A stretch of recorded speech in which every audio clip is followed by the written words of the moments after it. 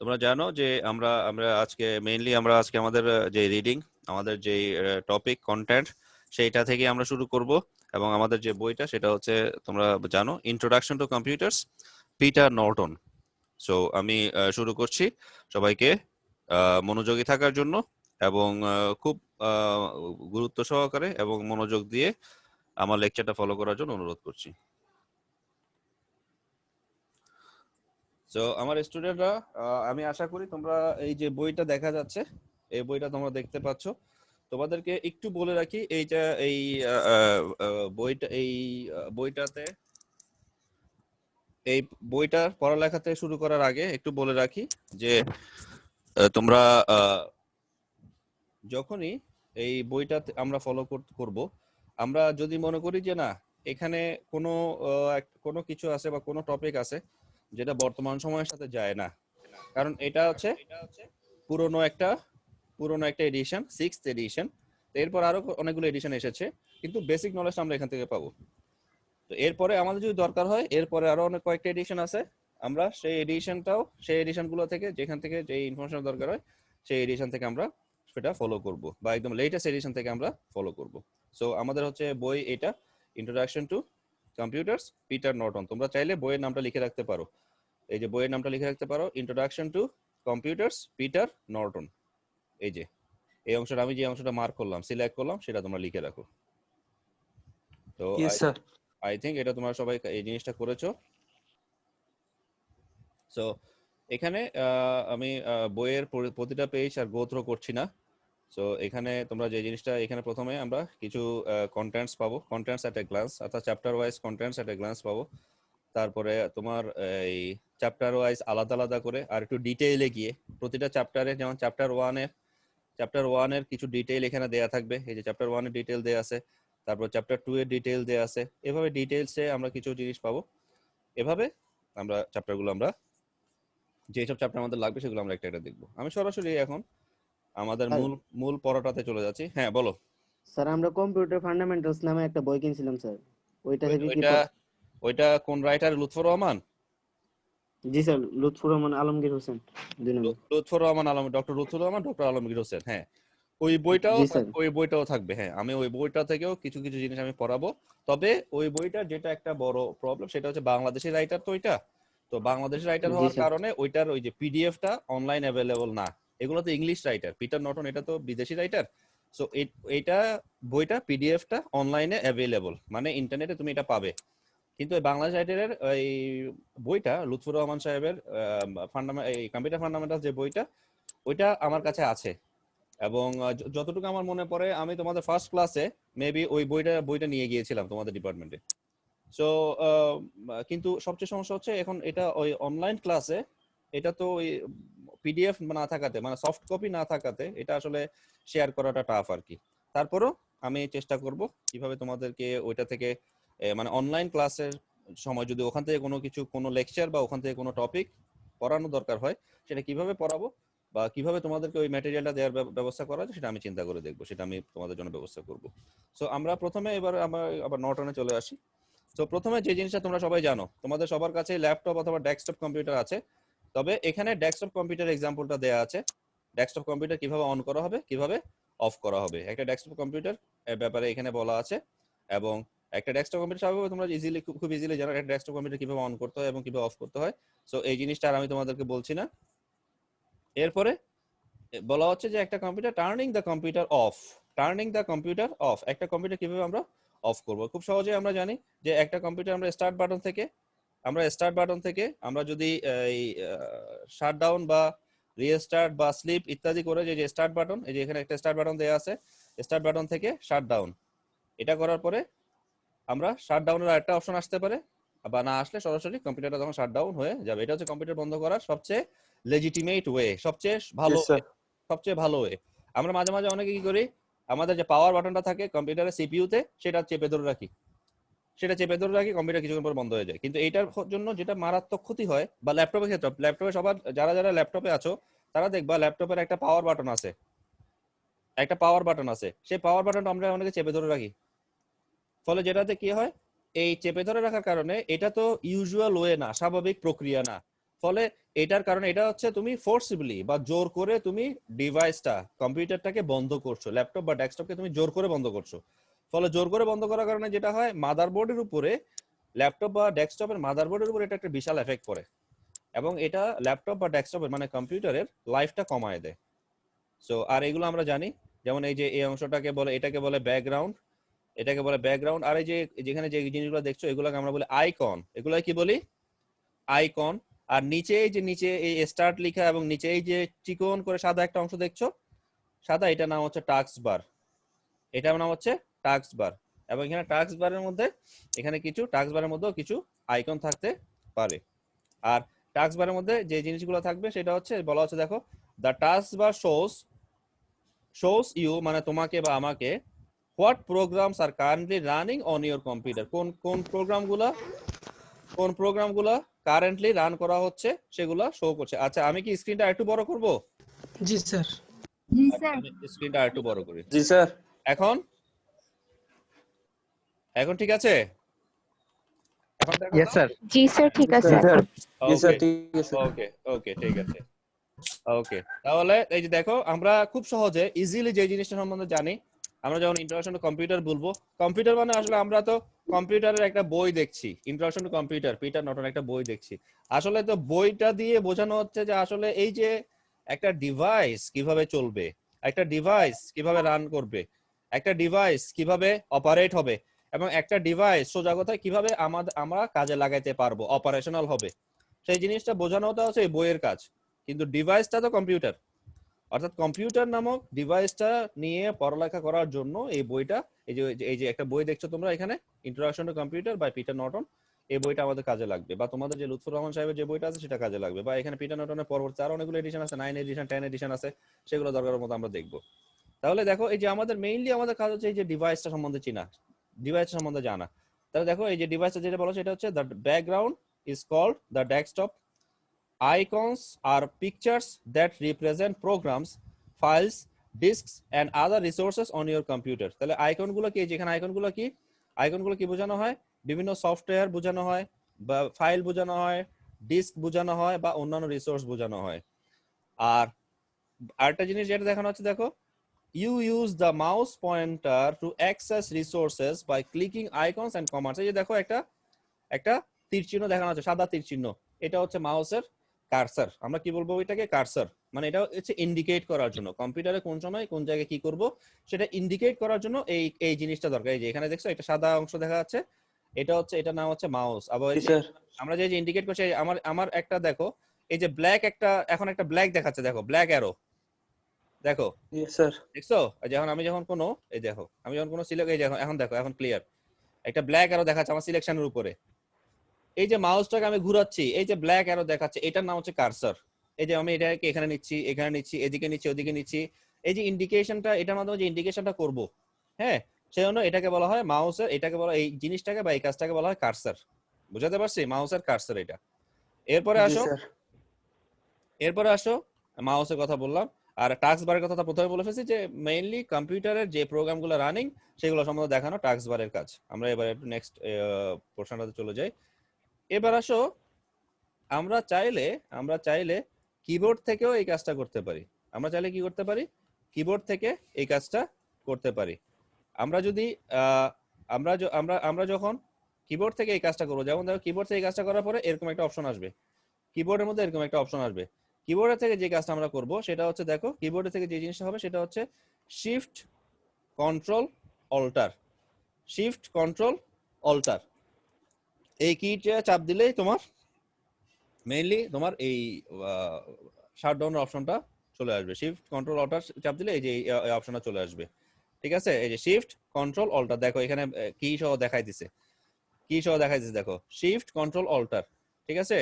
এরপর জি স্যার। তুমি এখান থেকে যখন এন্টার চাপ দিবে, তখন এখানে যে শাটডাউনের অপশনটা, এখানে খুব ইজিলি এখানে শাটডাউনের অপশনটা এখানে শো করবে, শাটডাউন অপশনটা এখানে দেখাবে। আর একটা বিষয় হচ্ছে, তবে এখন কিছু কিছু জায়গায়, কিছু কিছু ক্ষেত্রে কন্ট্রোল অল্টার ডিলিট, এটাও তোমরা লিখে রাখতে পারো, কন্ট্রোল অল্টার ডিলিট। এই জিনিসটা এখন কিছু কিছু কম্পিউটারের ক্ষেত্রে এইটা শো করে, কন্ট্রোল অল্টার ডিলিট দিলেও তোমার শাটডাউন অপশনটা চলে আসবে, তখন তুমি ওখান থেকে কম্পিউটার শাটডাউন করে ফেলতে পারবে ইজিলি। তোমরা একটু কাইন্ডলি কোনো এডিশনাল মার্ক বা এডিশনাল কোনো কিছু তোমরা এই ফাইলের উপর পিডিএফ বা সফট কপির উপরে দিবে না, এবং যারা দিচ্ছ কাইন্ডলি এটা মুছে ফেলো। তোমরা কোনো রকম তোমরা মেবি ফক্সি রিডার ইউজ করতেছো, যারা ফক্সি রিডার ইউজ করতেছো তারা এই ধরনের কোনো মার্ক বা কোনো আঁকি করবা না কোনো ফাইলের উপরে। Is it clear? এবং যারা দিচ্ছ তারা কাইন্ডলি এটা মুছে ফেলো। এটা আমাদের স্ক্রিনে দেখতে অসুবিধা হয়, স্ক্রিন শেয়ারিং এ অসুবিধা হয়।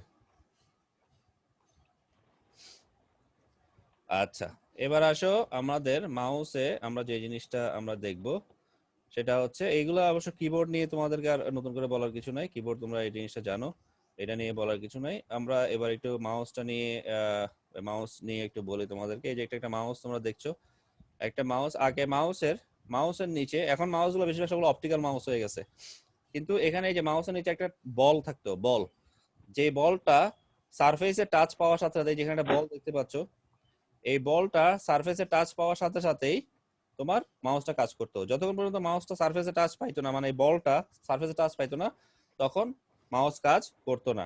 আর এই যে মাউসের যে কার্সর, সেটাকে এই যে একটা অ্যারো চিহ্ন দিয়ে দেখানো হয়। আর এই যে মাউসটা যখন কাজ করে তখন দেখো এই যে ল্যাপটপের কম্পিউটার বা ডেস্কটপের স্ক্রিনে এভাবে কার্সর দিয়ে সেটা বোঝানো হচ্ছে। ওকে, আর এটাকে বলা ট্র্যাক বল বা রোলিং মাউস বল। এটাকে বলা রোলিং মাউস বল স্পিনস দা রোলার্স। এই যে এটাকে মাউসটাকে এদিকে ওদিকে নিতে সাহায্য করে।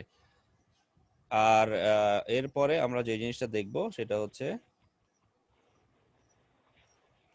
দেখো স্বাভাবিকভাবে, আচ্ছা আমি এখানে এই যে দুইটা মার্ক দেখতে পাচ্ছি, তোমরা কি দেখতে পাচ্ছ এই দুইটা মার্ক কে জি দিয়েছে? স্যার। এটা ও জি স্যার। একটু যারাই দিয়েছো এই মার্কগুলো ইরেজ করো, মার্কগুলো ইরেজ করো কাইন্ডলি, এবং কোনো আনওয়ান্টেড বা আনএক্সপেক্টেড মার্ক দিবা না, কাইন্ডলি মার্কগুলো ইরেজ করো। ওকে, আমি কন্টিনিউ করি। এখানে দেখো মাউসের, আমরা জানি যে মাউসের লেফট ক্লিক এর একটা কাজ, লেফট ক্লিক একবার ক্লিক করলে একটা কাজ, লেফট ক্লিক দুইবার করলে একটা কাজ, রাইট ক্লিক করলে, মাউসের রাইট ক্লিক করলে একটা কাজ। এই কাজগুলোকে আমরা সবাই জানি। তো তো এগুলো ইজি কাজ।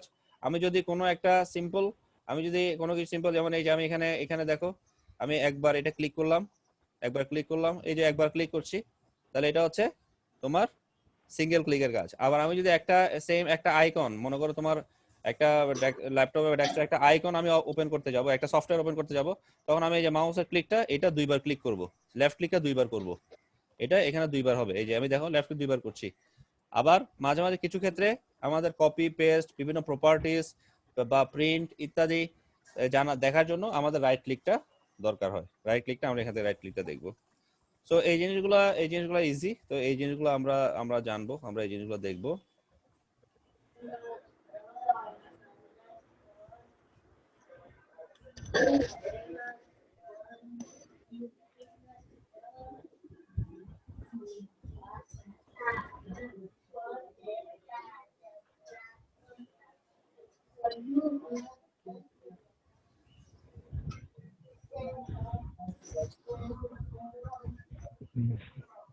ওকে, এবার আসো আমাদের মূল পড়ালেখায়। যে মূল পড়ালেখা সম্বন্ধে আমরা যেটা নিয়ে যা জানবো, এবং যেটা যেটা নিয়ে আমরা পড়ালেখা করছি সেটার আসলে ডেফিনেশনটা কি। এবং দেখো এখানে একটা ফিগার নাম্বার 1A.1 এ তোমাদের অনেকের মাইক্রোফোন অন, কাইন্ডলি তোমাদের মাইক্রোফোনটা অফ করবে, কাইন্ডলি মাইক্রোফোন অফ করবে, কাইন্ডলি মাইক্রোফোন অফ করো। এটা তোমার জাস্ট একটা ক্লিকের ব্যাপার, একটা ক্লিক দিয়ে এটা পসিবল, বেশিক্ষণ সময় লাগবে না।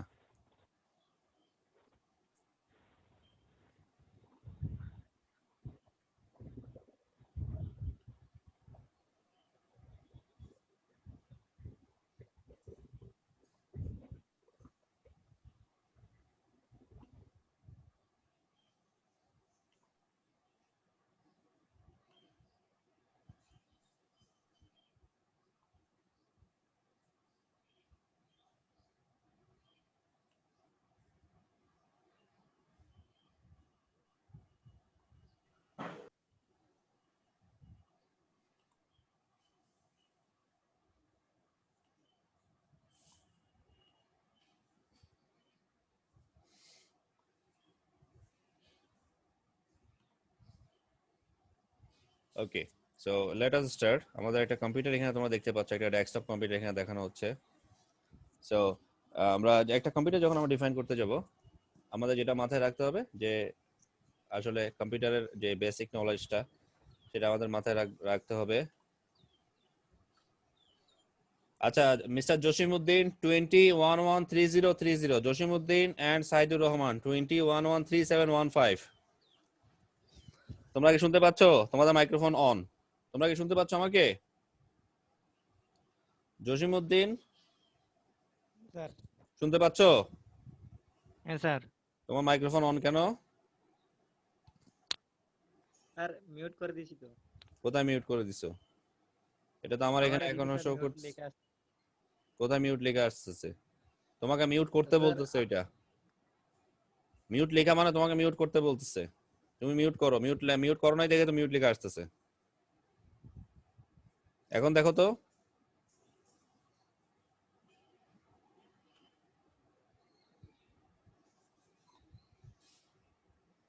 ঠিক আছে sir. Okay, have a look my dear students. Attention বারবার ব্রেক হয়ে যাচ্ছে।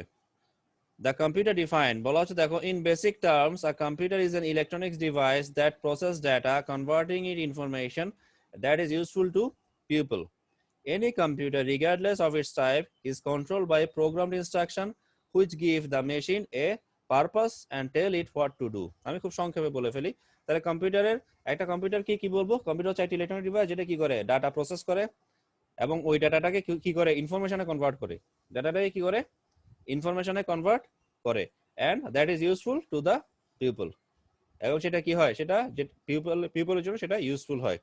এরপর বলা হচ্ছে দেখো, এনি কম্পিউটার, আমরা লাইনটা এভাবে পড়বো, এই যে এখানে হাইপেন থেকে হাইপেন পর্যন্ত বাদ দিব, আমরা লাইনটা এভাবে পড়বো, any computer is controlled by program instructions. অনেকগুলো প্রোগ্রাম ইনস্ট্রাকশনের মাধ্যমে একটা কম্পিউটারকে কন্ট্রোল করা হয়, which give the machine a purpose, যেটা মেশিনকে মানে কম্পিউটারকে একটা কাজ দেয় এবং and tell it what to do, এবং কম্পিউটারকে বলে যে এটা কি কাজ করতে হবে।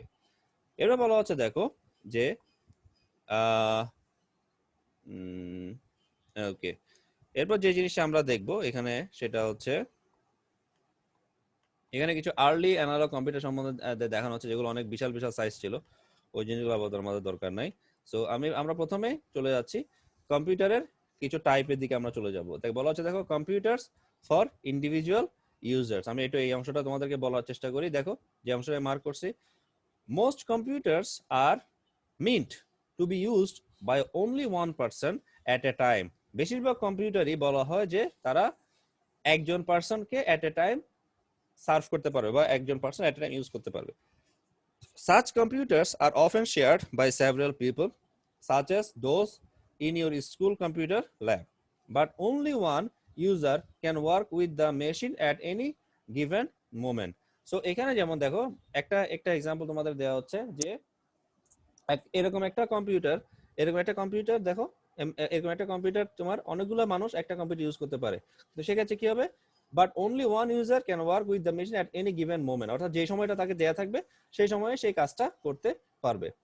সো এটা হচ্ছে একটা এক্সাম্পল। কিন্তু বর্তমানে আমাদের যেটা হয় সেটা হচ্ছে আমাদের এরকম অসংখ্য কম্পিউটার আমাদের কাছে আছে, পার্সোনাল কম্পিউটার আছে, এবং আমরা একজন আমাদের এক একটা কম্পিউটার ইউজ করি, আমরা অন্যজনের কম্পিউটার শেয়ার করতে হয় না। আর এখন দেখা যাচ্ছে আমাদের অসংখ্য কাজ আমরা স্মার্টফোনে করে ফেলতে পারি, অসংখ্য কাজ আমরা স্মার্টফোনে করে ফেলতে পারি, যেখানে আমাদের অনেক ক্ষেত্রে আমাদের কম্পিউটারের দরকার হচ্ছে না। যেমন তোমরা অনেকেই, তোমাদের মধ্যে অনেকেই, যেমন আজকে এখন এখানে almost 80 more than 80 participants are present here. So তার মধ্যে আমার কাছে মনে হয় যে 50% থেকে বেশি তারা মোবাইলে জুম অ্যাপের মাধ্যমে ইউজ করছে, তাই তো? মোবাইলে জুম অ্যাপের মাধ্যমে ক্লাসটা অ্যাটেন্ড করছে বা তারা এই ক্লাসটা তারা করছে। তার মানে কম্পিউটারে বা ল্যাপটপে তারা যে কাজটা করতো সেই কাজটা তারা এখন মোবাইল ফোন বা স্মার্টফোনে করে ফেলছে। যেমন দেখো কম্পিউটারের যে টাইপগুলো আমরা এখানে দেখতে পাচ্ছি তার মধ্যে কিন্তু দেখো লাস্টের টাইপটা কিন্তু স্মার্টফোন, যেটা তোমরা এখন ইউজ করছো।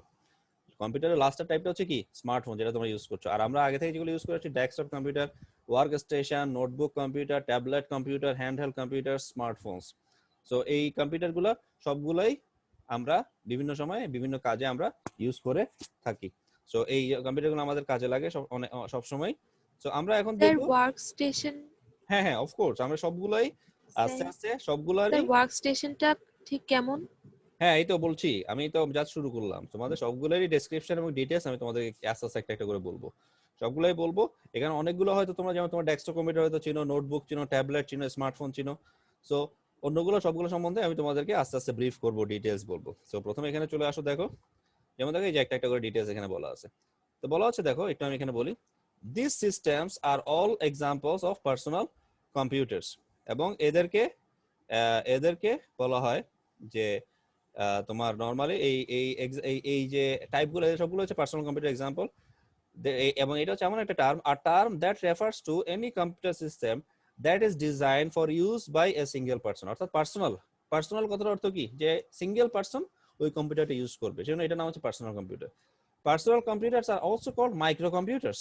পার্সোনাল কম্পিউটার আর একটা নাম কি, microcomputer, because they are among the smallest computers created for people to use. মানে মাইক্রো কম্পিউটার গুলো হচ্ছে এই যাবৎকালে সবচেয়ে ছোট কম্পিউটার যেগুলা মানুষ ইউজ করতে পারে। যেমন স্মার্টফোন, আমরা বলছি স্মার্টফোন না, স্মার্টফোন বলছি না, তো স্মার্টফোন কি এই যাবৎকালে সবচেয়ে ছোট কম্পিউটার না?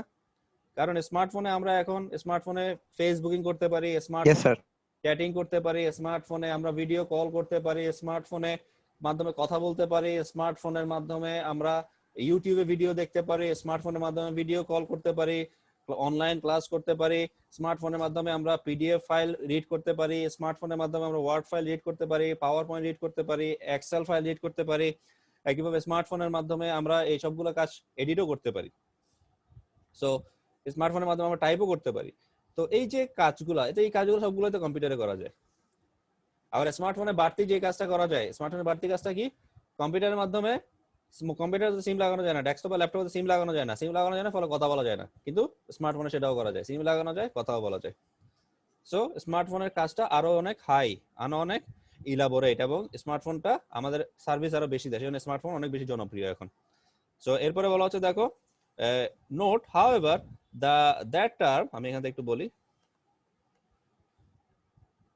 নোট মানে এটা তোমাদের নোট করতে বলছে, however that the term personal computer or PC is most often used to describe desktop computers. Normally personal computer মানে বুঝি ডেস্কটপ কম্পিউটারকে, which you will learn about in the following, তোমার যেটা এই যে এই সেকশনে ডেস্কটপ কম্পিউটার সম্বন্ধে তুমি জেনে যাবে। তাহলে প্রথমে আমরা আসি, যেমন দেখো তোমরা এই যে ফিগার নাম্বার 1.1.6 এ দেখতে পাচ্ছ, এই যে desktop PCs are a familiar item in homes, schools and workplace. Home মানে বাসা বাড়িতে, স্কুলে এবং তোমার কাজের ক্ষেত্রে তোমরা এখনো দেখবা বিভিন্ন অফিস আদালতে বা বিভিন্ন ডেস্ক, অফিসের যে ডেস্কগুলো থাকে, বা ব্যাংকে, তোমরা অনেকে ব্যাংকে যাও, ব্যাংকের ডেস্কে দেখবা তাদের সামনে একটা কম্পিউটার আছে। কম্পিউটার মানে ডেস্কটপ কম্পিউটার, যেগুলো আমরা আগে সবসময় দেখে আসছি, ঠিক না? এখনো সবাই কিন্তু ল্যাপটপ ওভাবে ইউজ করা শুরু করে নাই, মানে অফিসগুলাতে তারা কিন্তু এখন ডেস্কটপ কম্পিউটারই ইউজ করে। যে এরকম ডেস্কটপ কম্পিউটার যে দেখতে পাচ্ছি, এখানে একটা ছবি আছে, একজন মা তার ছেলেকে নিয়ে বসে আছেন, তারপরে তারা এখানে এই যে অফিসের মধ্যে তারা একসাথে কাজ করছে ডেস্কটপ কম্পিউটারে, আবার একজন এখানে রিসার্চার কাজ করছে তার ইয়াতে এই অফিসে, আবার এটা একটা স্কুলও হইতে পারে, স্কুলের মধ্যে তারা স্কুলে ল্যাবে কাজ করছে। সো বলা হচ্ছে, দেখো যেটা আমরা জানি, এটা আমি খুব দ্রুত শেষ করব, the most common type of personal computer is desktop computer, that is PC, that is design to sit on a desk or table, মানে একটা ডেস্ক অথবা টেবলে বসে তুমি এই কাজটা করতে পারবে। These are the systems you see all around you in schools, মানে তুমি তোমার চারিদিকে দেখতে পাও, স্কুলে দেখতে পাও, ঘর বাড়িতে দেখতে পাও, অফিস দেখতে পাও, and they are the main focus of this book, এবং এটাই বলা হচ্ছে, এরাই হচ্ছে এই বইয়ের সবচেয়ে বড় ফোকাস বা মেইন অবজেক্টিভ। তবে যখনই তোমরা এরকম কোনো কথা দেখবা, যে এটা these are the main focus of this book, এরকম কোনো কথা দেখবা, এই কথাগুলো অবশ্যই মানে এই these are the main focus বা these are the main objective of this book, of this chapter, of this section, of this index, এরকম কথাবার্তাগুলো যখন থাকবে, এগুলো অবশ্যই তোমার পরীক্ষায় বা খাতার মধ্যে লিখবে না, কোশ্চেন আনসার এই কথাগুলো লিখবে না, ঠিক আছে? যেমন এটার আনসার ডেস্কটপ কম্পিউটার যেমন বলবো, আমি বলবো কি, the most common type of personal computer is the desktop computer, a PC that is designed to sit on or under a desk or table. These are the system you see or we see, এখানে আমরা বলবো কি, we see all around us in schools, homes and offices। শেষ, এতটুকু পর্যন্ত বলবো, Holmes and offices পর্যন্ত বলে শেষ করে দিব। আর যেখানে ইউ বলবে, তুমি তো স্বাভাবিক ইউ কাকে বলবা, পরীক্ষা লেখার সময় তুমি তো ইউ বলতে পারো, তুমি বলবো উই বা আই, ঠিক আছে? পরীক্ষা লেখা বলার সময় বলতে হবে উই বা আই, মানে আমরা বা আমি, তুমি যখন পরীক্ষায় বলবা তুমি ইউ মানে তুমি কাকে বলছো, টিচারকে নাকি, যে টিচার যে তোমার খাতা কাটবে, ঠিক না? তো এটা তো একটু অসঙ্গতিপূর্ণ হয়ে যায়। তাই এই জিনিসটা তোমার বুঝতে পারছো, এটা মনে রাখবে। এরপরে আসো আমরা এটা শেষ করি। বলা হচ্ছে দেখো টুডেজ, আমি এটা একটু মার্ক করি এই পয়েন্টটা। Today's desktop computers are far more powerful than those of just a few years ago. অর্থাৎ আগে যে ডেস্কটপ কম্পিউটার ছিল তার থেকে বর্তমানগুলো অনেক fast, and are used for an amazing array of tasks, এবং অনেক অসংখ্য কাজ তারা, অসংখ্য অ্যামেজিং টাস্ক তারা করতে পারে। Not only do these machines enable people to do their jobs with greater ease and efficiency, শুধুমাত্র যে এই যে মেশিনগুলা মানুষের কাজগুলাকে অনেক বেশি সহজ করছে অথবা দক্ষতার সাথে করছে তা না, but they can be use to communicate, অর্থাৎ যোগাযোগ করার জন্য, যে আমরা এখন একজনের সাথে যোগাযোগ করছি, ক্লাস করছি, প্রডিউস মিউজিক শোনানোর জন্য, এডিট ফটোগ্রাফস, আমরা অ্যাডোবে ফটোশপ বা অ্যাডোবে ইলাস্ট্রেটর ইউজ করি, এন্ড ভিডিওস, আমরা অসংখ্য ভিডিও প্লেয়ার ইউজ করি। তারপর প্লে সফিস্টিকেটেড গেমস, এটা তো আছে, এটা তোমাদের জন্য খুবই প্রিয়। প্লে সফিস্টিকেটেড গেমস, আমরা এখন পাবজি নিয়ে সবাই খুব মেতে আছি, তাই না? সফিস্টিকেটেড গেমস, আমরা অনেক গেম খেলতে পারি, এবং আমরা এখন পাবজির জন্য পাগল, দরকার হলে পাবজির জন্য খাওয়া দাওয়া বন্ধ করে দিব, and much more, used by everyone from preschoolers to nuclear physicists। অর্থাৎ যারা এখনো স্কুলে ভর্তিই হয় নাই, প্রি স্কুলার্স, এরকম মানে একদম ছোট বাচ্চা থেকে নিয়ে নিউক্লিয়ার সায়েন্টিস্ট, এবং যারা খুব কমপ্লেক্স নিউক্লিয়ার সায়েন্স নিয়ে গবেষণা করে, নিউক্লিয়ার ফিজিসিস্ট, সবার জন্যই desktop computers are indispensable for learning. অর্থাৎ ডেস্কটপ কম্পিউটার সবার জন্যই, কারোর জন্য ইনডিসপেন্সেবল, মানে এটা কারোর জন্যই তোমার সীমাবদ্ধ নয়, যে কারোর জন্য এটা ইউজ হতে পারে। Indispensable for learning, work and play. এবং তোমরা ফিগার নাম্বার, এই যে ফিগার 1A.6 এর রেফারেন্স, এই যে ফিগার 1A.6 এর রেফারেন্স এখানে দেওয়া আছে, তোমরা এটা দেখতে পাচ্ছ। এরপর আমরা নেক্সট টাইপে চলে যাই।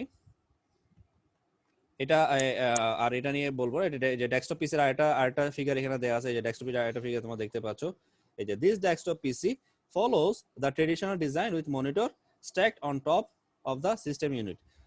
মাঝে মাঝে আগে যেগুলো তোমরা, এটা হয়তো তোমরা অনেকেই দেখছো, যে সেটা হচ্ছে এরকম, এই যে সিপিইউটা মনিটরের নিচে থাকতো, এই যে সিপিইউটা মনিটরের নিচে থাকতো, আর কিবোর্ড মাউস আগের মতোই থাকতো, এই যে কিবোর্ড মাউস আগের মতোই আছে, সিপিইউটা থাকতো মনিটরের নিচে, এরকম অনেকগুলো সিস্টেম আগে ছিল, এগুলো এখন একদম অবসলিট হয়ে গেছে, এগুলো একেবারে দেখাই যায় না। তো এরকমও কিছু ডেস্কটপ কম্পিউটার, এই যে এই টাইপের কিছু ডেস্কটপ কম্পিউটার আগে ছিল। ওকে, আমরা নেক্সট টাইপে আসি, সেটা হচ্ছে work station. So look, work station নিয়ে যেটা যে তোমাদেরকে আমি বলতে চাই, সেটা হচ্ছে খুব দ্রুততার সাথে, ওয়ার্ক স্টেশন, আমি এটা পুরোটা একটু কভার করি, তবে এই ফিগারটার দিকে তাকানোর দরকার নাই, এই ফিগারের দিকে তাকাবো, তোমার ফিগার তাকাবো হচ্ছে এটার দিকে, এই যে এটা হচ্ছে ওয়ার্ক স্টেশনের ফিগার। এই যে আমি তাহলে আগে একটু ফিগারটা সম্বন্ধে তোমাদের একটু বলে ফেলি। যেমন দেখো, এই যে এটা হচ্ছে ওয়ার্ক স্টেশনের ফিগার। বলা হচ্ছে দেখো, work station computers are favoured by engineers and designers who need a high performance system. তোমরা নিশ্চয়ই বুঝে গেছো, আমরা যখন ধরো কোনো হাই ক্লাস কোনো বা হাই এফিশিয়েন্ট বা কমপ্লেক্স সফটওয়্যার দিয়ে কাজ করতে যাবো, ধরো অ্যাডোবে ইলাস্ট্রেটর, অ্যাডোবে ফটোশপ বা অটোক্যাড বা গ্রাফিক্স ডিজাইনিং এর কিছু হাই কনফিগারেশন কম্পিউটার আছে।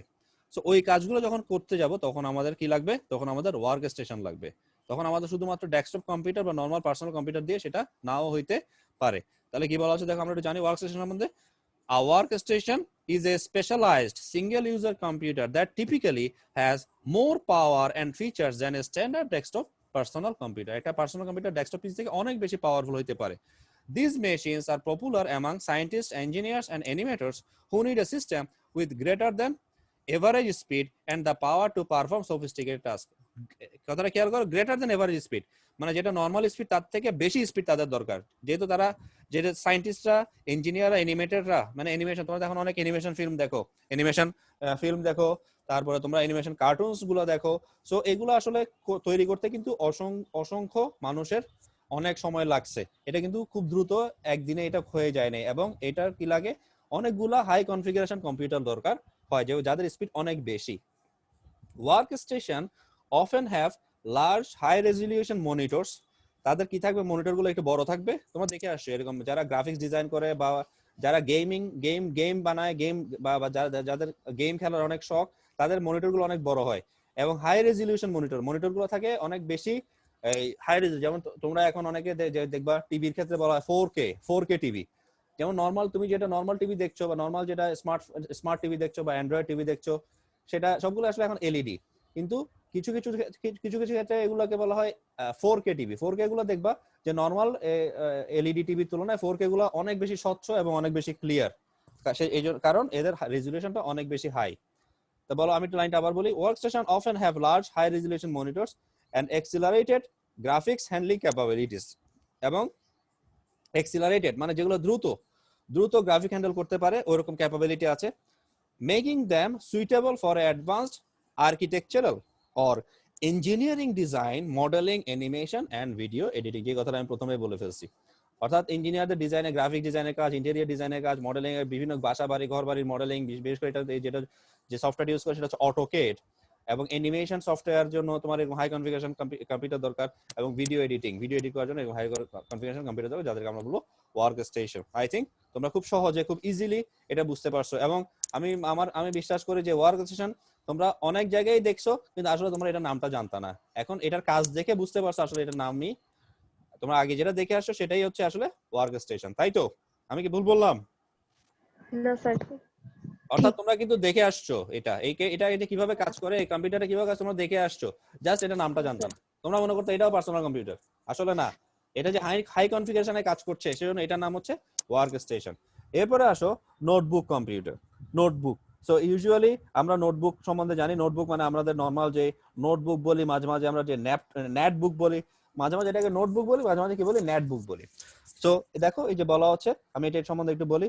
নোটবুক কম্পিউটার্স, আমি এটা একটু সিলেক্ট করি, তবে আমি এটা সিলেক্ট করতে হচ্ছে, এই পিকচারটা সিলেক্ট করতে হচ্ছে তোমরা, তবে এই পিকচার দিকে তোমরা এখানে অ্যাটেনশন দেওয়া দরকার নেই, কারণ এই পিকচারটা হচ্ছে ওয়ার্কস্টেশনের পিকচার।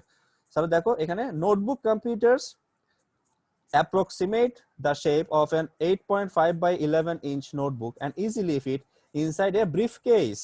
একটা ছোট ব্রিফকেসের মধ্যে এটা জায়গা হয়ে যেতে পারে। দ্যাট মিন্স এটা একটা ল্যাপটপের কথা বলা হচ্ছে। Because people frequently set these devices on their lap.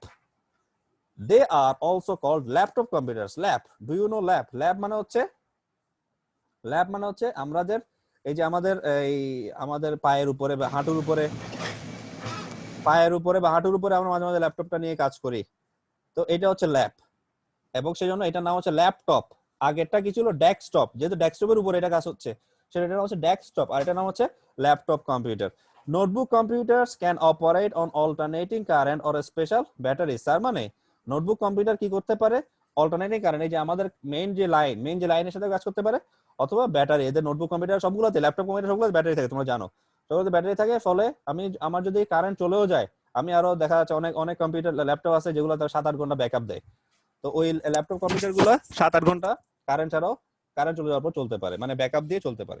These amazing devices generally weigh less than 8 pounds, মানে 8 পাউন্ড থেকে এদের ওজন কম হয়, and some even weighs less than 3 pounds, এরকম কিছু আছে যাদের ওজন 3 পাউন্ডের কম হয়। Very very amazing.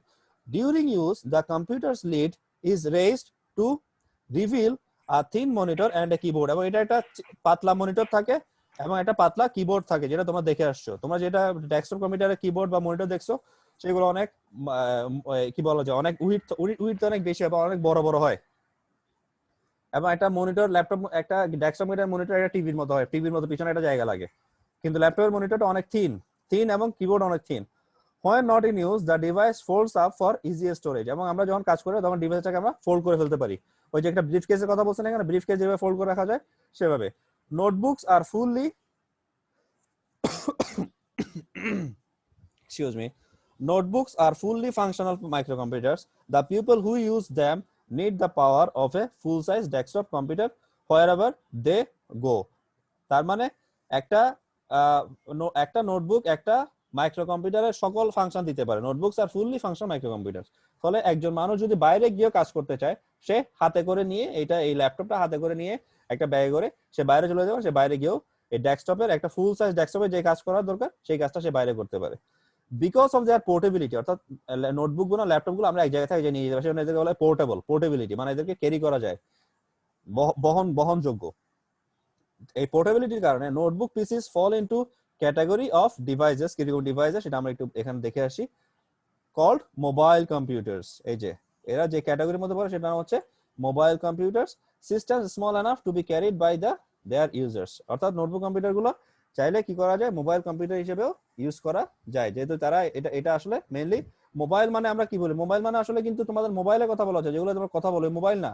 মোবাইল মানে হচ্ছে চলমান কোনো কিছু, বহনযোগ্য, চলমান বা এক জায়গা থেকে এক জায়গায় নিয়ে যাওয়া যায় এরকম কোনো কিছু, সেখানে এটা বলা হয় মোবাইল কম্পিউটার। এরপর এই যে একটা দেখো ফিগার 1.10 তে দেখা যাবে যে notebook computers have the power and features of desktop PCs but are light and portable. Light মানে হালকা, পোর্টেবল মানে বহনযোগ্য। এই যেমন একটা অ্যাপল নোটবুক কম্পিউটারের বা অ্যাপল ল্যাপটপের একটা ছবি এখানে একজন ভদ্রলোকের সাথে দেয়া আছে। এরপর আসো ট্যাবলেট পিসি। এরপরে যেটা আমরা দেখতে পাচ্ছি যেটা আমরা দেখবো সেটা নাম হচ্ছে ট্যাবলেট পিসি। এই যে দেখো ট্যাবলেট, ফিগার নাম্বার 1.12 ট্যাবলেট।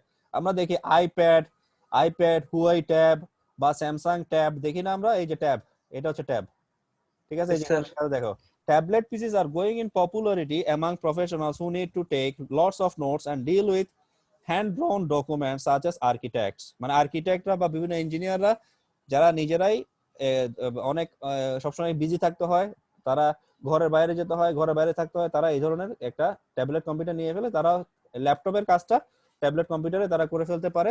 এবং তারা এখানে তাদের একটা এই যে একটা পেন্সিল থাকে, পেন্সিল দেখছো, একটা পেন্সিল দেখা যায় যেটা দিয়ে তারা ড্রয়িং এর কাজ, আর্কিটেক্টরা ড্রয়িং এর কাজ, ডিজাইনাররা ডিজাইনিং এর কাজ করতে পারে ল্যাপটপ এই যে ট্যাবলেট পিসির বা আইপ্যাড বা স্যামসাং ট্যাবের বা হুয়াই ট্যাবের স্ক্রিনে তারা এটা এভাবে ড্র করতে পারে। এই যে পেন্সিলটা বা যে ইন্ডিকেটরটা, এটার নাম বলা হচ্ছে stylus.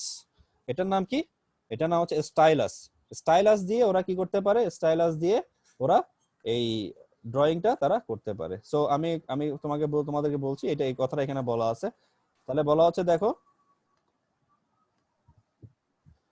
the tablet PC is the newest development in portable full featured computers, যেটা আমরা এইমাত্র ফিগারে দেখলাম 1.12 তে। Tablet পিসিস offer all the functionality of notebook পিসি, মানে একটা ল্যাপটপের বা নোটবুকের সকল ফাংশনালিটি ট্যাবলেট পিসি দেয়। But they are lighter and can accept input from a special pen. এবং তারা অনেক লাইটার, অনেক হালকা হয়, এবং তারা একটা পেন থেকে, স্পেশাল টাইপের পেন থেকে তারা ইনপুট নিতে পারে। এবং এই স্পেশাল টাইপের পেনকে বলা হয় stylus or a digital pen that is used to tap or write directly on the screen, যেটা ইউজ করা যায় কি জন্য? ইন্ডিকেট করার জন্য অথবা ডাইরেক্টলি স্ক্রিনে রাইট করার জন্য। Many tablet PCs also have a built-in microphone and a special software that accepts input from the user's voice. আবার কিছু ট্যাবলেট পিসি আছে যেগুলো কি করতে পারে, যে তাদের বিল্ট-ইন মাইক্রোফোন আছে এবং স্পেশাল সফটওয়্যার আছে যেগুলো ইউজার্স ভয়েস থেকে তারা input accept করতে পারে। A few models even have fold out keyboards so they can be transferred into a standard notebook PC. আবার কিছু জায়গায় তাদের কিবোর্ড গুলো ফোল্ড করা যায়, ফলে এটাও একটা নোটবুক পিসির একটা ট্রান্সফরমেশন বলা যেতে পারে। সো ইত্যাদি ইত্যাদি, এখানে আরো কিছু কথাবার্তা আছে। এরপর আসো হ্যান্ডহেল্ড পিসিস। হ্যান্ডহেল্ড পিসি এটাকে আমরা আরেকটা নাম দিয়ে বলতে পারি হ্যান্ডহেল্ড পার্সোনাল কম্পিউটার। এবং হ্যান্ডহেল্ড পিসির আরেকটা নাম হচ্ছে তোমার পিডিএ। এটা হচ্ছে পার্সোনাল ডিজিটাল অ্যাসিস্ট্যান্ট, পিডিএ। এই ধরনের কিছু পিডিএ আমরা দেখতে পাই, এবং এই পিডিএ গুলো হচ্ছে তোমার নরমালি তোমরা দেখে আসছো, এই পিডিএ গুলা নরমালি তোমার পার্সোনাল অ্যাসিস্ট্যান্টের কাজ করবে। ওটা তোমার কোনো শিডিউল আছে কিনা, তোমার ক্লাস কয়টা বাজে, তুমি কাল কোথায় কোথায় যাবা, সকালে কি কাজ করবা, দুপুরে কি কাজ করবা, বিকালে কি কাজ করবা, এই যে শিডিউল গুলা, এটা হচ্ছে তোমার একটা, অর্থাৎ তোমার একটা অ্যাসিস্ট্যান্ট যে কাজগুলো তোমাকে করবে। অনেকের পার্সোনাল অ্যাসিস্ট্যান্ট থাকে না, পিএ থাকে, তারপর পিএস থাকে, তো ওরকম তোমার একটা ডিজিটাল অ্যাসিস্ট্যান্ট থাকতে পারে, সেটা নাম হচ্ছে পিডিএ। সো এই ডিজিটাল অ্যাসিস্ট্যান্টটা তোমাকে বলে দিবে তোমার শিডিউল বা তোমার কখন কি কাজ করতে হবে না করতে হবে। তো এটা হচ্ছে একটা হ্যান্ডেল পিসির একটা এক্সাম্পল। সো আমি এটা স্কিপ করে যাচ্ছি। এরপর আচ্ছা আমি একটা এক্সাম্পল, এই যে এটা হচ্ছে একটা হ্যান্ডেল পিসির একটা এক্সাম্পল। এই যে এটা হচ্ছে একটা পিডিএ, যে ফিগারটা তোমরা দেখতে পাচ্ছ, এটা হচ্ছে এই যে devices such as PDAs put a computer in your pocket and can be used in many different ways. এটা জাস্ট তুমি এটা তোমার পকেটে এটা জায়গা করে ফেলতে পারো, তোমার প্যান্টের পকেটে বা তোমার ব্যাগে। তোমার ব্যাগ, এই মেয়েদের ক্ষেত্রে তাদের হ্যান্ড ব্যাগ থাকতে পারে, হ্যান্ড ব্যাগের মধ্যে এটা খুব ইজিলি জায়গা হয়ে যেতে পারে। আর এরপরে আমি একটু বলি স্মার্টফোন নিয়ে। দেখো স্মার্টফোন বলা হচ্ছে smartphone, some cellular phones double as miniature PCs, অর্থাৎ তার পিসি থেকে অনেক ছোট, মানে মিনিয়েচার দিক থেকে ডাবল, মানে বলা যায় যে অনেক ছোট। Because this phones offer advance features not typically found in cellular phones, they are sometimes called smartphones. এই যে এখানে বলা হচ্ছে they are sometimes called smartphones These features can include web and email access. তোমরা খুব ভালো করে জানো এই স্মার্টফোনে আমার সবগুলো স্মার্টফোনের এই জিনিসটা আমি তোমাদের যদি এখন নাও বলি, স্মার্টফোনে যে কথাগুলো এখানে বলা হচ্ছে এই জিনিসগুলো তুমি যদি নাও বলি, এগুলো তোমরা নিজেরাই লিখতে পারবা, কারণ তোমরা এগুলো অটোমেটিক এই কাজগুলো ডে টু ডে করে আসছো, প্রতিনিয়ত আমরা এই কাজগুলো করছি। বলা হচ্ছে দেখো this features can include web and email address, আমাদের মোবাইল ফোন থেকে আমরা ইমেল অ্যাক্সেস করতে পারি, ওয়েবসাইট অ্যাক্সেস করতে পারি, special software such as personal organisers or special hardware such as digital cameras or music players. Some models even break in half to reveal a miniature keyboard, এবং তোমার কিছু কিছু ক্ষেত্রে তোমার এদের কিছু মিনিয়েচার কিবোর্ড থাকে। আর স্মার্টফোনে কোনো কিবোর্ড দরকার নেই, স্মার্টফোনে একটা বিল্ট ইন কিবোর্ডই থাকে ভিতরে। যখন তুমি কোনো কিছু টাইপ করতে যাও অটোমেটিক একটা কিবোর্ড চলে আসে না, কোত্থেকে যেন চলে আসে, এটা আমরা বুঝিও না, তাই তো? যখন আমরা স্মার্টফোনে আমরা যখন কোনো কিছু টাইপ করতে যাই, মেসেজ লিখতে যাই, মেসেঞ্জারে কোনো কিছু টাইপ করতে যাই, হোয়াটসঅ্যাপে কিছু লিখতে যাই, বা কোনো কিছু সার্চ করতে যাই, তখন অটোমেটিক আমাদের একটা কিবোর্ড নিচের থেকে স্মার্টফোনের স্ক্রিনে ভেসে উঠে, তখন আমাদের যে জিনিসটা টাইপ করা দরকার হয় সেটা আমরা ইজিলি করে ফেলতে পারি। সো এই জিনিসটা খুব ইম্পর্টেন্ট ছিল যেটা আমি তোমাদেরকে এখন বললাম, এটা হচ্ছে কম্পিউটারের বিভিন্ন টাইপস। তো আমরা কম্পিউটারের এই যে টাইপগুলো দেখলাম, কি কি টাইপগুলো দেখলাম। কম্পিউটারের প্রথম টাইপটা হচ্ছে ডেস্কটপ কম্পিউটার। তারপরে আমি তোমাদের একটু বলি, প্রথম কম্পিউটার যে প্রথম টাইপটা সেটা হচ্ছে ডেস্কটপ কম্পিউটার, তারপর হচ্ছে ওয়ার্ক স্টেশন, তারপর হচ্ছে নোটবুক কম্পিউটার, তারপর হচ্ছে হ্যান্ডেল ট্যাবলেট পিসিস, তারপর হচ্ছে হ্যান্ডেল পিসিস, তারপর হচ্ছে স্মার্টফোনস। তো টোটাল 6টা টাইপ আমরা দেখে ফেললাম। তো এরপরে কম্পিউটারের আরো কিছু কাজ আছে তোমার, যেমন কম্পিউটার আমি একটু খুব সংক্ষেপে বলে ফেলি যে কম্পিউটারের কিছু অর্গানাইজেশনের জন্য কিছু কম্পিউটার দরকার হয়, অর্গানাইজেশনের জন্য কিছু কম্পিউটার দরকার হয়। সেই কম্পিউটারগুলো হচ্ছে ধরো একটা হইতে পারে নেটওয়ার্ক সার্ভার্স, তারপরে একটা নেটওয়ার্ক সার্ভারগুলো কাজ হচ্ছে এখানে আসলে অসংখ্য কম্পিউটার যার আন্ডারে থাকবে এরকম সার্ভার। নেটওয়ার্ক সার্ভার মানে কি, যে সার্ভিস দেয়। তো এরকম অসংখ্য কম্পিউটার যার আন্ডারে থাকবে এরকম সার্ভার তোমার দিয়ে ওই গুলোকে হ্যান্ডেল করা যাবে, মানে একই নেটওয়ার্কের আন্ডারে অনেক অসংখ্য কম্পিউটার থাকতে পারে যেগুলোকে এই একটা সিঙ্গেল সার্ভার দিয়ে তাদের কন্ট্রোল করা যায়। তো এদেরকে বলা হয় নেটওয়ার্ক সার্ভার্স। এরপর আসো main frame computers. Main frame computers গুলো হচ্ছে আসলে একটু বড় সাইজের কম্পিউটার এবং যাদের কাজগুলো অনেক বেশি এবং যারা অনেক বেশি ইন্টেলিজেন্ট এবং ফাস্ট হয়। এটা হচ্ছে মেইন ফ্রেম কম্পিউটার্স। আর এই জিনিসগুলো আমি তোমাদেরকে শীট দিয়ে দিব, লুৎফর রহমানের বই থেকে। এগুলো লুৎফর রহমান বইয়ে খুব সুন্দর করে বলা আছে। আর এরপরে আসো মিনি কম্পিউটার্স। এটাও তোমার আরেকটা কম্পিউটার অর্গানাইজেশন, আরেকটা কম্পিউটার টাইপ মিনি কম্পিউটার। এটা মেইন ফ্রেম কম্পিউটার তুলনায় এটা ছোট সাইজের এবং এটার কাজটাও মিড রেঞ্জ। এই যে mini frame computers are also called mid range computer, এর কাজগুলো মিড রেঞ্জ। তবে যেটা সবচেয়ে বেশি হাই কনফিগারেশন কম্পিউটার সেটা হচ্ছে সুপার কম্পিউটার্স। এই যেখানে দেখানো হচ্ছে দেখো সুপার কম্পিউটার্স গুলো অনেক বেশি সুপার ফাস্ট হয়, সেজন্য এদের নাম হচ্ছে সুপার কম্পিউটার। সুপার ফাস্ট এবং এদের ক্যাপাবিলিটি এফিসিয়েন্সি অনেক বেশি হয় এবং এটা সাইজে অনেক বড় হয়। তো সুপার কম্পিউটার্স এগুলো হচ্ছে সুপার কম্পিউটার। তো বলা আছে দেখো super computers are most common in university and research settings, but a few government agencies and very large business use them as well, এবং অনেক গভর্নমেন্ট এজেন্সি এবং বিজনেসেও এই জিনিসটা এখন ইউজ হয়। তো মেইনলি এটা তোমার মেইনলি যেটা ইউজ হয় সেটা হচ্ছে তোমার কম্পিউটারে বিভিন্ন ইউনিভার্সিটিতে এবং রিসার্চ এজেন্সিতে এটা ইউজ করা হয়। আর আমরা এই কম্পিউটার ইন সোসাইটি মানে কম্পিউটার বিভিন্ন কাজে আমরা কম্পিউটার ইউজ করতে পারি, সেই কাজগুলো এখানে দেখানো হচ্ছে। তো এটা আমি এই অংশটা স্কিপ করে যাচ্ছি। ওকে, এখানে আরো কিছু কথাবার্তা আছে, যেমন why are computer so important, এই জিনিস এখানে কথাবার্তাগুলো আছে, এই জিনিসগুলো আমরা লুৎফর রহমানের বই থেকে দেখব।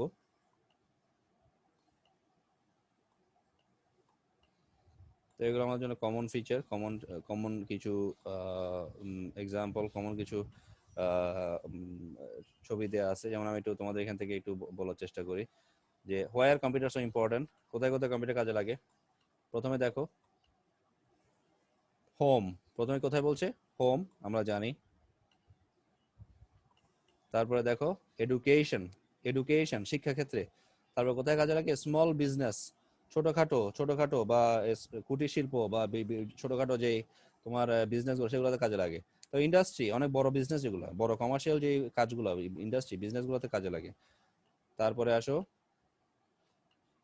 Government, that's very important. Government সরকারের বিভিন্ন কাজে এখন কম্পিউটার কাজে লাগে। আর আমি এখন ডিজিটাল বাংলাদেশের কথা বলি, এবং ডিজিটাল বাংলাদেশের জন্য আমাদের কম্পিউটার ছাড়া আমরা ডিজিটাল বাংলাদেশ এক মুহূর্ত কল্পনাও করতে পারি না, চিন্তাও করতে পারি না। ওকে, দ্যাটস ইট। আমরা আজকে আমাদের এই চ্যাপ্টারটা এখানে কমপ্লিট করছি। আর আমি তোমাদেরকে এই পিডিএফটা, এই যে জাস্ট ক্লাস শেষের সাথে সাথেই এই পিডিএফটা আমি তোমাদের মেসেঞ্জার গ্রুপে দিয়ে দিচ্ছি ক্লাস শেষের সাথে সাথে। আর এই তখন তো ওখান থেকে তোমরা এই যে এখানে বিভিন্ন এক্সারসাইজ গুলো সম্বন্ধে জানতে পারবে, বিভিন্ন এইখানে যে কথাবার্তাগুলো আছে, যেমন এই যে অনেকগুলো জিনিস আমরা এখন পড়ে ফেলছি। যেমন আমরা এই কোয়েশ্চেনগুলো একটু রিভিউ করার চেষ্টা করি, আমরা একটু কোয়েশ্চেনগুলো রিভিউ করার চেষ্টা করি, তোমরা খুব ইজিলি বুঝতে পারবা। যেমন প্রথমে বলা হচ্ছে যে question number 1, what is a computer? আমরা জানি। Question number 2, explain a few of the different ways in which computers can be categorized. Computer বিভিন্ন টাইপের কথা এখানে বলছে, আমরা জানি। তারপর হচ্ছে list 6 type of computers, আমরা 6টা টাইপের জানি। তো 4 number, describe the two common designs for desktop computer. Desktop computer দুইটা কমন ডিজাইনের কথা বলা হচ্ছে। এর বলা হচ্ছে how much do notebook computer typically weigh? একটা নোটবুক কম্পিউটারের ওয়েট বলা হচ্ছে যে আমরা যেটা পড়ে আসছি, যেটা 8 পাউন্ড থেকেও কম হয় এবং কিছু কিছু ক্ষেত্রে 3 পাউন্ড থেকেও কম হয়, 3 পাউন্ড থেকেও কম হয়। তারপর 6 নাম্বার কি বলছে, list 4 types of computer that are design for use by organization are commonly used by multiple people at the same time. তো এরকম এই যে 4টা টাইপের কথা বলা হচ্ছে যেগুলো অর্গানাইজেশনের জন্য ইউজ হবে এবং কমনলি ইউজ বাই মাল্টিপল। যেমন এখানে যে অর্গানাইজেশন ইউজ হয় যেটা আমরা দেখে আসছি, যে network server, main frame computer, mini computer, এগুলো হচ্ছে অর্গানাইজেশনে ইউজ হয়। যে 4টা টাইপ আমরা দেখি যেগুলো অর্গানাইজেশনে ইউজ হয়, সেগুলো কি কি মনে আছে? একটা প্রথম হচ্ছে নেটওয়ার্ক সার্ভার, একটা হচ্ছে মেইন ফ্রেম কম্পিউটার, একটা হচ্ছে মিনি কম্পিউটার, একটা হচ্ছে সুপার কম্পিউটার। আমি আবার বলি, অর্গানাইজেশনের জন্য যে 4টা টাইপ ইউজ হয়, একটা হচ্ছে নেটওয়ার্ক সার্ভার, একটা হচ্ছে মেইন Mainframe. ফ্রেম, একটা হচ্ছে মিনি কম্পিউটার, একটা হচ্ছে সুপার কম্পিউটার। এরপর বলা আছে, দেখো 7 number, why are main frame systems usually limited in the number of task they perform. যেটা মেইন ফ্রেম সিস্টেমের মধ্যে ভেতরে এই জিনিসটা আছে, এটা আমাদের ওই যে লুৎফর রহমান বই থেকে জিনিসটা আমরা পেয়ে যাবো। যেহেতু আমরা মেইন ফ্রেম কম্পিউটার তোমাদেরকে আমি এখান থেকে বলি নাই, সো এই প্রশ্নের আনসারটা তোমরা এখনো পাও নাই। তারপর বলা হচ্ছে what is the most popular use for home computer. আমরা একটু আগে দেখলাম কম্পিউটার ইন সোসাইটি, মানে কম্পিউটার যে কোথায় কোথায় কাজ হয়, হোমে ইউজ হয়, এডুকেশনে ইউজ হয়, স্মল বিজনেসে ইউজ হয়, ইন্ডাস্ট্রিতে ইউজ হয়, গভর্নমেন্টে ইউজ হয়। তো হোমে কোন কোন কাজ লাগে। এবং 9 নাম্বার আছে how are computer technology use by the military. Military মানে এটা গভর্নমেন্টের একটা অংশ। এই যে মিলিটারি ডিফেন্সে আর্মিদের জন্য কেন কম্পিউটার ইউজ হয়। তারপর হচ্ছে how are computer technology is being use to train surgeons, মানে অর্থাৎ বিভিন্ন যে শল্য চিকিৎসক বা ডাক্তাররা আছে, সার্জনরা আছে, তাদেরকে ট্রেন করার জন্য কম্পিউটার কিভাবে ইউজ হয়। তো এই জিনিসগুলো আমরা সবগুলোই বেশিরভাগ ক্ষেত্রে বেশিরভাগ প্রশ্নের উত্তর আমরা দিতে পারবো, বেশিরভাগ প্রশ্নের উত্তর আমরা খুব সহজেই দিতে পারবো। ওকে, এবার আসো এটা আমরা দেখছি হচ্ছে আমি একটু তোমাদেরকে বলি 45।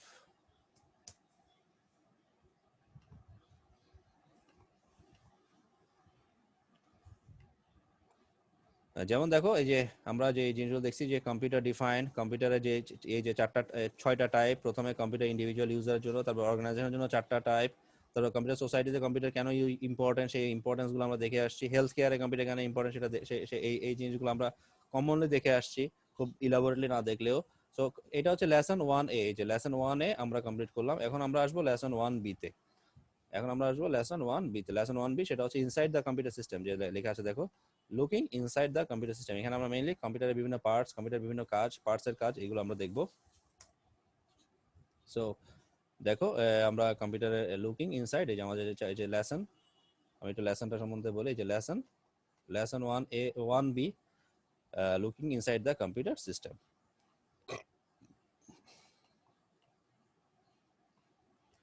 ওকে, সো এই জিনিস আমরা একটু দেখব। তো তার আগে এই যে এটা দেখার আগে আমাকে তোমার কি কারো কোনো সমস্যা আছে? কেউ কি নোট ডাউন করে রাখছো? আমাকে সমস্যার কথা বলবে, নাকি আমি এটা এই নেক্সট লেসনটা শুরু করব? স্যার সমস্যা হচ্ছে যে স্যার নামাজের সময় হয়ে গেছে। নামাজের সময় হয়ে গেছে, তো নামাজটা আমি তো 2টায় শেষ করে দিব, 2টায় ক্লাস শেষ করে দিব। তো তুমি নামাজটা কাইন্ডলি নিজে একা একা পড়তে হবে আর কি, অসুবিধা হবে?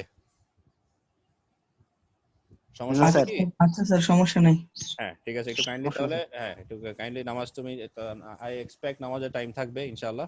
আমিও পড়বো, আমিও নামাজ পড়ি নাই, নামাজ পড়বো। তো যেহেতু আমরা অনেক পার্টিসিপেন্টস একসাথে আছি, এখন একটা ব্রেক দিলে আবার অনেকেই এটাতে তোমার উৎসাহ হারায় ফেলবে। সো আমি চাই সবাই একসাথে যেভাবে ক্লাস করছি এখন, সবার অ্যাটেনশন আছে, সবার একটা এনথুজিয়াজম আছে, সেটার জন্য আমি ক্লাসটা কন্টিনিউ করি। সো আর কারো কোনো সমস্যা আছে কিনা? তাহলে আমি কি নেক্সট লেসনে যাব? জি স্যার। তো আমি চেষ্টা করেছি তোমাদেরকে আস্তে আস্তে বোঝানোর জন্য। সো আমি আই এক্সপেক্ট যে ওরকম কোনো সমস্যা তোমাদের নাই। তারপরও যদি কারো কোনো সমস্যা থাকে তোমরা আমাকে অবশ্যই জিজ্ঞেস করবে, যেটা তোমাদেরকে আমি আগে বলছি, ফিল ফ্রি, কোনো রকম হেজিটেশনের দরকার নাই। সবসময় ফিল ফ্রি থাকবে এবং নিজে সবসময় এটা চেষ্টা করবে যে নিজের প্রবলেমগুলো সলভ করার জন্য। কখন নিজের প্রবলেমগুলো বা কোয়েশ্চেনগুলো, নিজের কনফিউশন নিজের কাছে রাখবে না, সেগুলো অবশ্যই সলভ করার চেষ্টা করবে। এবং সেটা আমার আমার আমার থেকেও, আমার সাথেও কথা বলতে পারো, এক্সকিউজ মি, হেজিটেশন না করে আমার সাথেও এটা যোগাযোগ করতে পারো, আমাকে নক করতে, মেসেঞ্জারে নক করতে, আমার তোমাদের যে গ্রুপ আছে সেখানে প্রশ্ন করতে পারো, বা ক্লাস চলাকালীন আমি যে তোমাদের ক্লাস শেষ হওয়ার পর যেটা বললাম, ক্লাস শেষ হওয়ার পরে তোমাদেরকে একটু সময় দিব, সেই সময়টা তোমরা আমাকে বলবা যদি তোমাদের কোনো প্রবলেম থাকে। আর আমার সাথেও যদি কথা বলতে, আমাকে যদি জিজ্ঞেস করতে না পারো, বা আমাকে যদি অ্যাভেলেবল না পাও, বা আমাকে যদি তোমরা বলতে না চাও, তোমাদের ফ্রেন্ডদের সাথে জিজ্ঞেস করবা, ফ্রেন্ডরা যারা আছে তাদের সাথে কারোর সাথে আলাপ করতে পারো, তারাও তোমাদের এই জিনিসটা সলভ করে দিতে পারে। সো মাই ডিয়ার স্টুডেন্টস, আমি আমার লাস্ট লেসনে চলে যাচ্ছি। তোমাদের সবাইকে আমি আবারও মনোযোগী হওয়ার জন্য, যেটা তোমরা প্রথম থেকে মনোযোগী হয়ে আছো, আই অ্যাপ্রিশিয়েট দ্যাট। তোমাদেরকে ধন্যবাদ জানাই যে তোমরা মনোযোগের সাথে ক্লাস করছো, এবং আমি আশা করি যে তোমাদের এই মনোযোগ, অ্যাটেনশন এবং তোমাদের এই আন্তরিকতা অব্যাহত থাকবে। সো আমি প্রথমে একটা ফিগারের দিকে তোমাদের একটু অ্যাটেনশনটা আনতে চাই, যে একটা ফিগার আমি দেখতে পাচ্ছি, ফিগার 1B.1। আমি একটু বড় করি, তোমরা নিশ্চয়ই দেখতে পাচ্ছ, আমি একটু বড় করলাম। Figure 1B.1, a complete computer system. দেখো তো, একটা কমপ্লিট কম্পিউটার সিস্টেমে তুমি কয়টা জিনিস তোমার চোখে পড়ছে? অ্যাট এ গ্লান্স কয়টা জিনিস তোমার চোখে পড়ছে? প্রথমে একজন মানুষকে চোখে পড়তেছে, একজন মানুষ। তারপরে কিছু হার্ডওয়্যার তোমার চোখে পড়ছে, কিছু হার্ডওয়্যার। আর তোমার কম্পিউটারের ভিতরে কিছু সফটওয়্যার প্রোগ্রাম রান হচ্ছে, কম্পিউটারের ভিতরে কিছু সফটওয়্যার, এই যে মনিটরে দেখা যাচ্ছে কিছু সফটওয়্যার প্রোগ্রাম রান হচ্ছে। আর তুমি তুমি মানুষ হিসেবে তুমি যে ইনফরমেশনগুলো কম্পিউটারকে দিচ্ছ, সেটা হচ্ছে ডেটা। মানে ডেটা ব্র্যাকেটের মধ্যে বলছে ইনফরমেশন, যদিও ডেটা এবং ইনফরমেশন দুইটা কখনোই সেম জিনিস নয়। এটা কি সবাই জানে? ডেটা এবং ইনফরমেশন অবশ্যই সেম জিনিস নয়। তোমাদেরকে আমি এই যে ডেটা যখন বলতে যাব, তখন তোমাদেরকে আমি আরেকটা স্ক্রিন শেয়ার করার মাধ্যমে আমি তোমাদেরকে দেখাবো যে ডেটা এবং ইনফরমেশনের পার্থক্যটা কোন জায়গায়, এবং অনেকগুলো পার্থক্য, প্রায় 8-10টা পার্থক্য তোমাদেরকে আমি দেখাবো, যে ডেটা এবং ইনফরমেশন কেন দুইটা আলাদা জিনিস। সো এটা পরের ব্যাপার। তাহলে আমরা প্রথমেই একটা কমপ্লিট কম্পিউটার সিস্টেমে যেটা দেখতে পাই, টোটাল 4টা পার্ট দেখতে পাই। একটা হচ্ছে ইউজার মানে পিপল, একটা হচ্ছে ডেটা দ্যাট ইজ ইনফরমেশন, একটা হচ্ছে হার্ডওয়্যার দ্যাট ইজ কম্পিউটার, একটা হচ্ছে সফটওয়্যার দ্যাট ইজ প্রোগ্রামস। আর একটা জিনিস তোমাদেরকে মাথায় রাখতে হবে, যেমন এই যে দেখো, একটু আমি তোমাদেরকে নিচে লেখাটা বলি, এই যে যেটা তুমি এখন বললা, হার্ডওয়্যার, সফটওয়্যার, ডেটা, ইউজার। মাঝে মাঝে আরেকটা জিনিস যেটা দেবো তোমাদের খেয়াল করবা, তোমাদের কারো কাছে যদি লুৎফুর রহমানের বই থেকে থাকে বা সামনে থেকে থাকে, তোমরা এই জিনিসটা খেয়াল করবা। লুৎফুর রহমানের বইতে এই যে পার্ট গুলাকে এভাবে বলা আছে যে হার্ডওয়্যার, সফটওয়্যার, ইউজার না বলে উনি বলছেন হিউম্যান ওয়্যার। কি বলছেন? Human ware. মানে এই যে হার্ডওয়্যার সফটওয়্যারের সাথে মিলে, হার্ডওয়্যার সফটওয়্যারের সাথে মিল রেখে বলছে ইউজারকে, এই যে ইউজার আছে না, ইউজারকে বলছে হিউম্যান ওয়্যার। আর ডেটাকে বলছে অপারেশনাল প্রসিডিউর। তো জাস্ট এই 4টা পার্ট তোমাদের মাথায় রাখতে হবে। তোমার যে পার্ট, যে তোমার যদি এখান থেকে বলো, যে তোমাকে যদি বলা হয় যে parts of the computer system, তোমার যদি এই 4টা বলো তাও ঠিক আছে।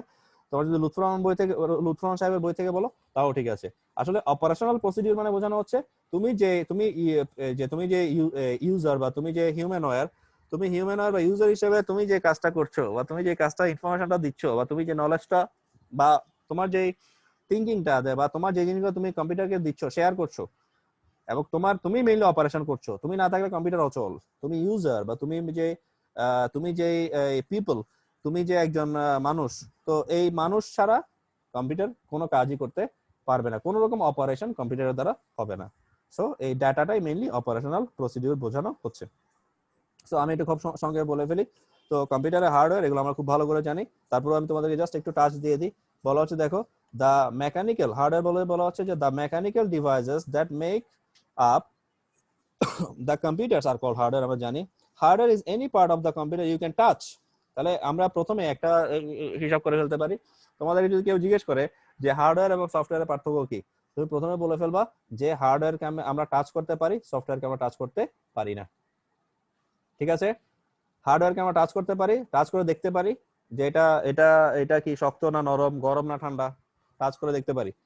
আর সফটওয়্যারকে আমরা টাচ করে দেখতে পারি না, কিন্তু সফটওয়্যারকে আমরা একটা কম্পিউটারের ভেতরে একটা সফটওয়্যার যে কাজ করছে, যে একটা সফটওয়্যার যে কাজ করে সেটা আমরা ফিল করতে পারি। কিভাবে ফিল করতে পারি? যেমন দেখো এই যে একটা পিডিএফ ফাইল আমি ওপেন করেছি না, এটা কিসে ওপেন করেছি? পিডিএফ ফাইলটা ওপেন করেছি অ্যাডোবে রিডার। এই যে লেখা আছে দেখো অ্যাডোবে রিডারটা হচ্ছে একটা সফটওয়্যার।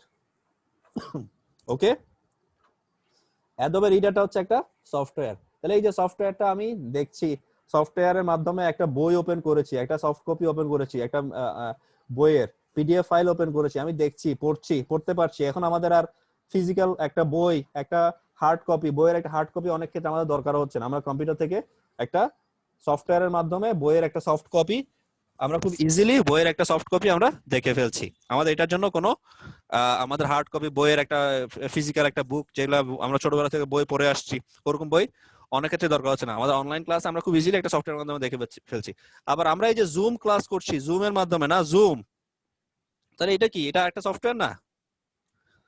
এটা একটা সফটওয়্যার না? তোমাদের মোবাইলে মানে স্মার্টফোন, এটা একটা অ্যাপ্লিকেশন সফটওয়্যার। সফটওয়্যারের আরেকটা নাম হচ্ছে অ্যাপ্লিকেশন সফটওয়্যার, যেটাকে আমরা মোবাইল ফোনের ভাষায় বলি অ্যাপস এর সোজা অর্থ হচ্ছে অ্যাপ মানে অ্যাপ্লিকেশন, অ্যাপের সাথে একটা এস লাগানো আছে, সেটা হচ্ছে সফটওয়্যার। তার মানে অ্যাপ্লিকেশন সফটওয়্যার। আমি কি বোঝাতে পারছি? তাহলে জুম আর একটা অ্যাপ্লিকেশন সফটওয়্যার মানে অ্যাপ। তাহলে এগুলো সবগুলো সফটওয়্যার। তার আমরা বুঝতেছি যে এই সফটওয়্যার গুলো কাজ করছে, জুমও কাজ করছে, এই পিডিএফ ফাইল মানে অ্যাডোবে রিডারও কাজ করছে। যদি কাজ না করতো, আমরা এই যে এই ভিডিও কলিং এর মাধ্যমে, এই ভিডিও কনফারেন্সিং এর মাধ্যমে আমরা কোনো জুম মিটিং করতে পারতাম না, অনলাইন ক্লাস করতে পারতাম না। আবার এই অনলাইন ক্লাসের মাধ্যমে তোমাদের এই যে পিডিএফ ফাইল শেয়ারও করতে পারতাম না। তার মানে এই যে সফটওয়্যারটা কাজ করছে, এটা আমি ফিল করতে পারি, তাই তো? আমি টাচ করতে পারি না ঠিক, এই যেটাকে আমি টাচ করতে পারছি না ঠিক, কিন্তু আমি তো ফিল করতে পারছি যে না এটা কাজ করছে। ওকে, তাহলে সফটওয়্যারের এক্সাম্পলটাও এর মধ্যে দিয়ে দিলাম। এবার আসো তাহলে হার্ডওয়্যার সম্বন্ধে একটু বলি। তাহলে হার্ডওয়্যারের প্রথমে কথা হচ্ছে হার্ডওয়্যার আমরা টাচ করতে পারি না। এবার আসো a computer's hardware consists of interconnected electronic devices that you can use to control the computer's operation, input and output। তার মানে কি? এখানে যে কথা বলছে দেখো, ইন্টারকানেক্টেড ইলেকট্রনিক ডিভাইসেস, যেমন একটা কম্পিউটারের মধ্যে অনেকগুলো হার্ডওয়্যার থাকতে পারে। কি কি? প্রথমে হচ্ছে মনিটর, তারপর সিপিইউ, তারপরে কিবোর্ড, মাউস, প্রিন্টার থাকলে প্রিন্টার, স্ক্যানার থাকলে স্ক্যানার। এগুলো সবগুলোই কিন্তু কানেক্টেড থাকে, সবাই সিপিইউর সাথে কানেকশন থাকে। ফলে এদেরকে বলে ইন্টারকানেক্টেড ডিভাইস। এই হার্ডওয়্যার গুলোকে, এর যদি কোনো কানেকশন না থাকতো তাহলে এরা কাজ করতে পারতো। আমি যদি মাউসকে সিপিইউর সাথে না লাগাই, কিবোর্ডকে সিপিইউর সাথে না লাগাই, তাহলে কিবোর্ডটা কাজ করবে না। আবার কিছু এখন তোমরা দেখো যে কিছু ওয়্যারলেস মাউস, ওয়্যারলেস কিবোর্ড বা ওয়্যারলেস হেডফোন আছে, তোমরা জানো, এবং তোমরা অনেকে হয়তো ইউজ করছো এখনো। এই আমার এই ক্লাসে এখন 80 জন 81 জন আছে, তো এদের মধ্যেও কয়েকজন আমি জানি যে তারা ওয়্যারলেস হেডফোন ইউজ করছে, যাদেরকে আমরা ইয়ার ডট বা ইয়ারপড বলি।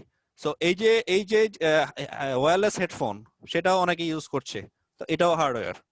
সোজা কথা হচ্ছে এটা কিভাবে কানেকশন হবে সেটা ইম্পর্টেন্ট না, কানেকশন থাকাটাই ইম্পর্টেন্ট। সেটা কি ওয়্যার দিয়ে মানে কেবল দিয়ে কানেকশন হবে নাকি কেবল ছাড়া কানেকশন হবে, ওইটা ইম্পর্টেন্ট না। ইম্পর্টেন্ট হচ্ছে এটা কানেকশন আছে কিনা, কানেক্টেড আছে কিনা। এবার আসো সফটওয়্যার। এবার বলা হচ্ছে দেখো, software is a set of instructions that makes the computer perform task. In other words, software tells the computer what to do. That means software কম্পিউটারকে বলবে কি করতে হবে কি করতে হবে না। এরপর বলা হচ্ছে, সরি আমি এটা সিলেকশনটা চলে গেছে, আমি আবার সিলেক্ট করি। বলা হচ্ছে দেখো, the term program refers to any piece of software। মানে এই যে প্রোগ্রাম কথাটাকে বলা হয়, আসলে প্রোগ্রাম কথাটা দিয়ে সফটওয়্যারকে রেফার করা যায়। অর্থাৎ একটা সফটওয়্যার মানে বোঝানো হয় সেট অফ প্রোগ্রামস। একটা সফটওয়্যারে অসংখ্য প্রোগ্রাম থাকতে পারে, অর্থাৎ অসংখ্য প্রোগ্রাম নিয়ে একটা সফটওয়্যার গঠিত হয়। Some programs exist primarily for the computer's use to help it perform tasks and manage its own resources। অর্থাৎ কিছু প্রোগ্রাম থাকে প্রাইমারিলি কম্পিউটারের নরমাল কাজগুলো করার জন্য। Other types of program exist for the user, enabling him or her to perform tasks such as creating documents। কিছু software থাকে যেগুলো কম্পিউটারের কাজে লাগে, আর কিছু সফটওয়্যার আছে যেগুলো ইউজারের কাজে লাগে। যে আমাদের এই যে একটা পিডিএফ ফাইল, এটা আমাদের ইউজারের কাজে লাগছে। আবার কিছু সফটওয়্যার আছে যারা আমরা যেগুলোর মাধ্যমে ডকুমেন্ট ক্রিয়েট করতে পারি, ক্রিয়েটিং ডকুমেন্ট, যেমন Microsoft Word, Microsoft Excel, Microsoft PowerPoint, এগুলো দিয়ে আমরা ডকুমেন্ট বা ফাইল ক্রিয়েট করতে পারি, তাই না?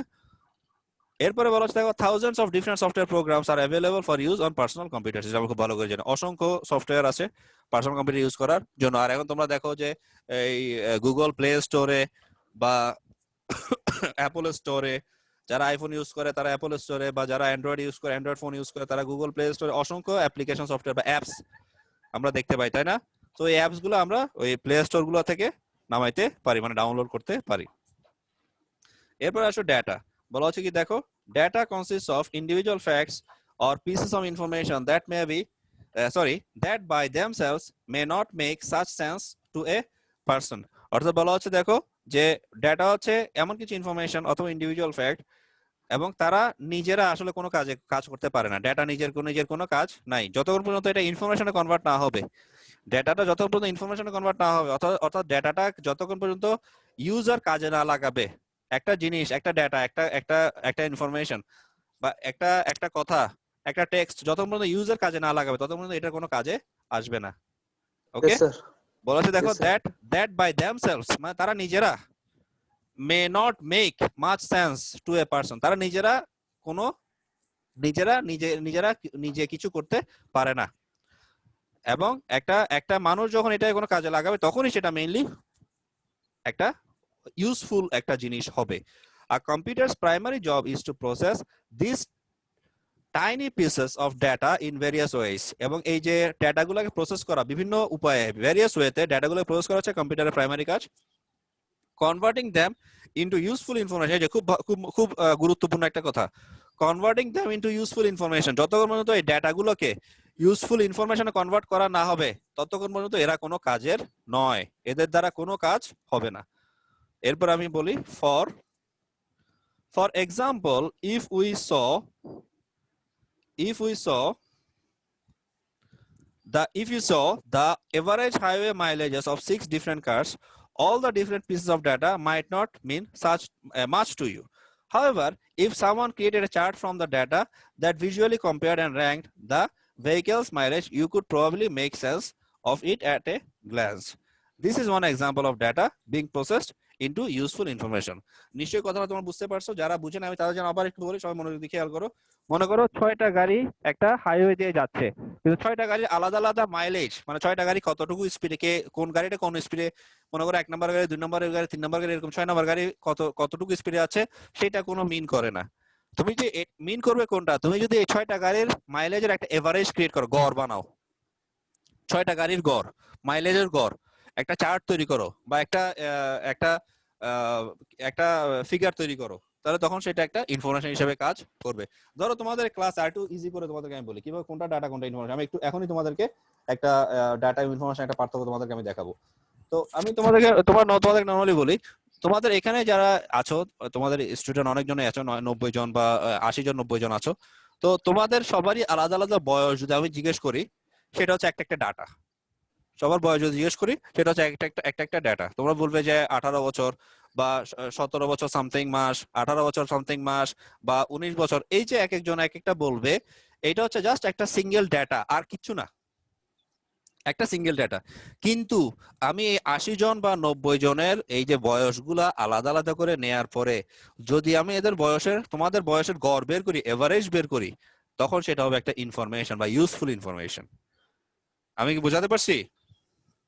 সো এই জিনিসটা মনে রাখবে। আর ইউজার নিয়ে আমি আর কিছুই বলবো না। ইউজার মানে তুমি, আমি, আমরা সবাই ইউজার। আমাদের কাজ কি এটা আমরা খুব ভালো করে জানি। তো ইউজারের কাজটা মেইনলি এখানে বলা হচ্ছে। আর যেটা তোমাদেরকে আমি বললাম যে ইউজারের আরেকটা নাম হচ্ছে লুৎফর রহমান সাহেবের ভাষায় হিউম্যান ওয়্যার। এটা মনে থাকবে? Yes. ওকে, এবার তোমাদের যেটা আমি বলছিলাম যে ডাটা এবং ইনফরমেশনের পার্থক্য তোমাদেরকে আমি একটু দেখায় আনি একটা নতুন শেয়ারের মাধ্যমে। দেখো আমার এখানে অনেকগুলো ইনফরমেশন আছে, তোমাদের যখনই দরকার হবে তোমাদেরকে আমি ইনফরমেশন গুলো দিতে পারবো। এই যে পাইছি, যে ডিফারেন্স গুলো তোমাদের দরকার, সেই ডিফারেন্স গুলো যখন তোমাদের দরকার হবে এখান থেকে আমি দিতে পারবো। অনেকগুলো ডিফারেন্স এখানে আছে, যেটা লাগবে। ওকে,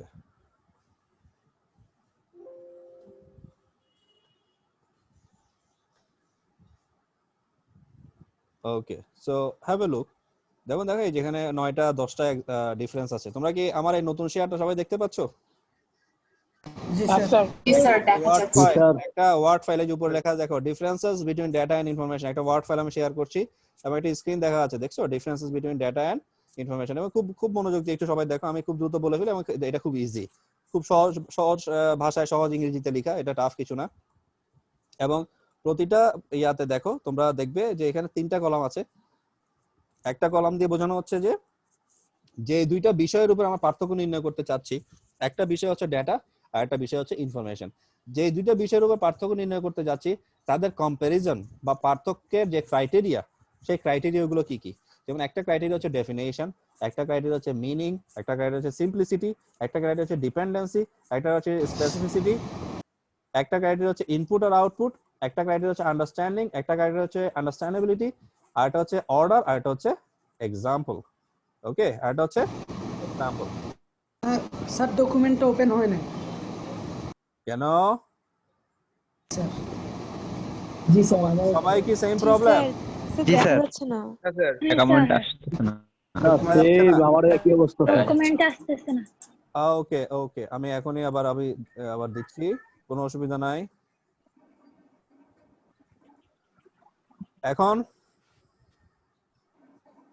জি স্যার ঠিক আছে এখন স্যার এখন দেখা যাচ্ছে। ওকে ওকে ঠিক আছে। আমি একটু আবার বলি যারা, যেহেতু তোমরা অনেকে দেখতে পাও নাই, আমি একটু আবার বলি। তাহলে দেখো আমাদের যে পার্থক্যটা দেখা যাচ্ছে ডেটা এবং ইনফরমেশনের, এখানে 3টা কলাম আছে। একটা হচ্ছে ডেটা এবং ডেটার কলাম, একটা হচ্ছে ইনফরমেশনের কলাম, মানে যে দুটো বিষয়ের উপরে আমরা পার্থক্য নির্ণয় করব। আর একটা হচ্ছে তাদের যেই দুইটা বিষয়ের উপর তো পার্থক্য নির্ণয় করব, দুইটা টার্মের উপরে, এবং কিছু তাদের এই যে কিছু ক্রাইটেরিয়ার ভিত্তিতে, তাদের কিছু ক্রাইটেরিয়ার ভিত্তিতে তাদের মধ্যে আমরা কম্পারিজন বা পার্থক্য নির্ণয় করব। সেই ক্রাইটেরিয়া গুলো কি কি, মানে টাইপ গুলো কি কি টাইপের উপর ভিত্তি করে বা কি কি ক্যাটাগরি করতে পারি। তাহলে কি কি ক্যাটাগরি হতে পারে? Definition, meaning, simplicity, dependency, specificity, input আর output, understanding, understandability, order and lastly হচ্ছে এক্সাম্পল। ওকে, সো প্রথমে দেখো আমরা যখন বলবো যে ডেটা এবং ইনফরমেশনের মধ্যে, প্রথমে হচ্ছে এটা ডেফিনেশনটা কি আমরা একটু দেখি। তাহলে ডেফিনেশনটা কি হবে? এই যে আমি যে সিলেক্ট করছি এগুলো কি দেখতে পাচ্ছ তোমরা? Yes sir. Yes, sir. তাহলে ডেফিনেশনে কি হবে বলা হচ্ছে, দেখো ডেটা ইজ র unorganised facts that need to B processed. অর্থাৎ ডেটা হচ্ছে একটা র ম্যাটেরিয়াল। ডেটা কার র ম্যাটেরিয়াল? ডেটা হচ্ছে ইনফরমেশনের র ম্যাটেরিয়াল। এবং ডেটাটা অবশ্যই আনঅর্গানাইজড অবস্থায় থাকে এবং যেটাকে কি করতে হবে? প্রসেস করতে হবে। আর যখনই ডেটাটা প্রসেস হয়ে যায়, হয় data is processed, organised, structured or presented in a given context, এবং একটা নির্দিষ্ট প্রসঙ্গে বা নির্দিষ্ট বিষয়ে যখন এটাকে প্রকাশ করা হয়, so as to make it useful, যাতে এটাকে ইউজফুল করা যায়, উপকারী করা যায়, ইট ইজ কল্ড ইনফরমেশন। যেমন এই যে একটু আগে আমরা যে নর্টন থেকে পড়ালেখা করছিলাম পিডিএফ ফাইল থেকে, সেখানে অনেক জায়গায় ইউজফুল ইনফরমেশন এই কথাটা বলা ছিল। তার মানে একটা ডাটাকে যতক্ষণ পর্যন্ত আমি ইউজফুল ইনফরমেশনে কনভার্ট না করব, অর্থাৎ একটা ডাটা যখন প্রসেস করা না হবে, অর্গানাইজ করা না হবে, স্ট্রাকচার করা না হবে এবং প্রেজেন্ট করা না হবে, ততক্ষণ সেটা আমরা কোনো ইউজফুল ইনফরমেশনে কনভার্ট হবে না, সেটা আমরা ইউজফুল ইনফরমেশনে কনভার্ট করব।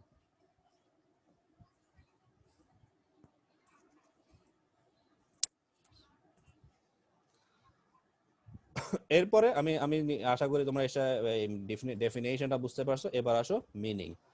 বলা হচ্ছে দেখো মিনিংটা কি আসলে, মিনিং এটার মানেটা কি? মানেটা হচ্ছে ডাটা হচ্ছে র ম্যাটেরিয়াল যেটা কালেক্ট করতে হবে। ডাটাটা হচ্ছে র ম্যাটেরিয়াল যেটা কালেক্ট করতে হবে। আর ইনফরমেশনটা কি? Information is the detailed meaning generated from the data. Information হচ্ছে ডিটেইল মিনিং, একদম অনেক বেশি ইলাবোরেট একটা মিনিং যেটা ডাটা থেকে আমরা জেনারেট করতে পারি। সিম্পলিসিটি, স্বাভাবিকভাবে এটা তোমরা খুব ভালো করে বুঝতেছো, ডাটা অনেক বেশি সিম্পল হবে কিন্তু ইনফরমেশন হবে অনেক বেশি complex. Data can be something simple and useless until it is organized. যতক্ষণ পর্যন্ত এটাকে অর্গানাইজ করা না হবে এটা ইউজলেস। যেখানে অর্গানাইজের কথা বলা আছে, অর্গানাইজ করলে এটা ইউজফুল ইনফরমেশন হবে। যতক্ষণ পর্যন্ত এটাকে অর্গানাইজ করা না হবে ততক্ষণ পর্যন্ত এটা ইউজলেস। আর ইনফরমেশন হবে সিম্পল হতে পারে, কমপ্লেক্স হতে পারে এবং useful after the processing of data. ডাটাকে প্রসেসিং করার পরেই মেইনলি এটা ইউজফুল হবে।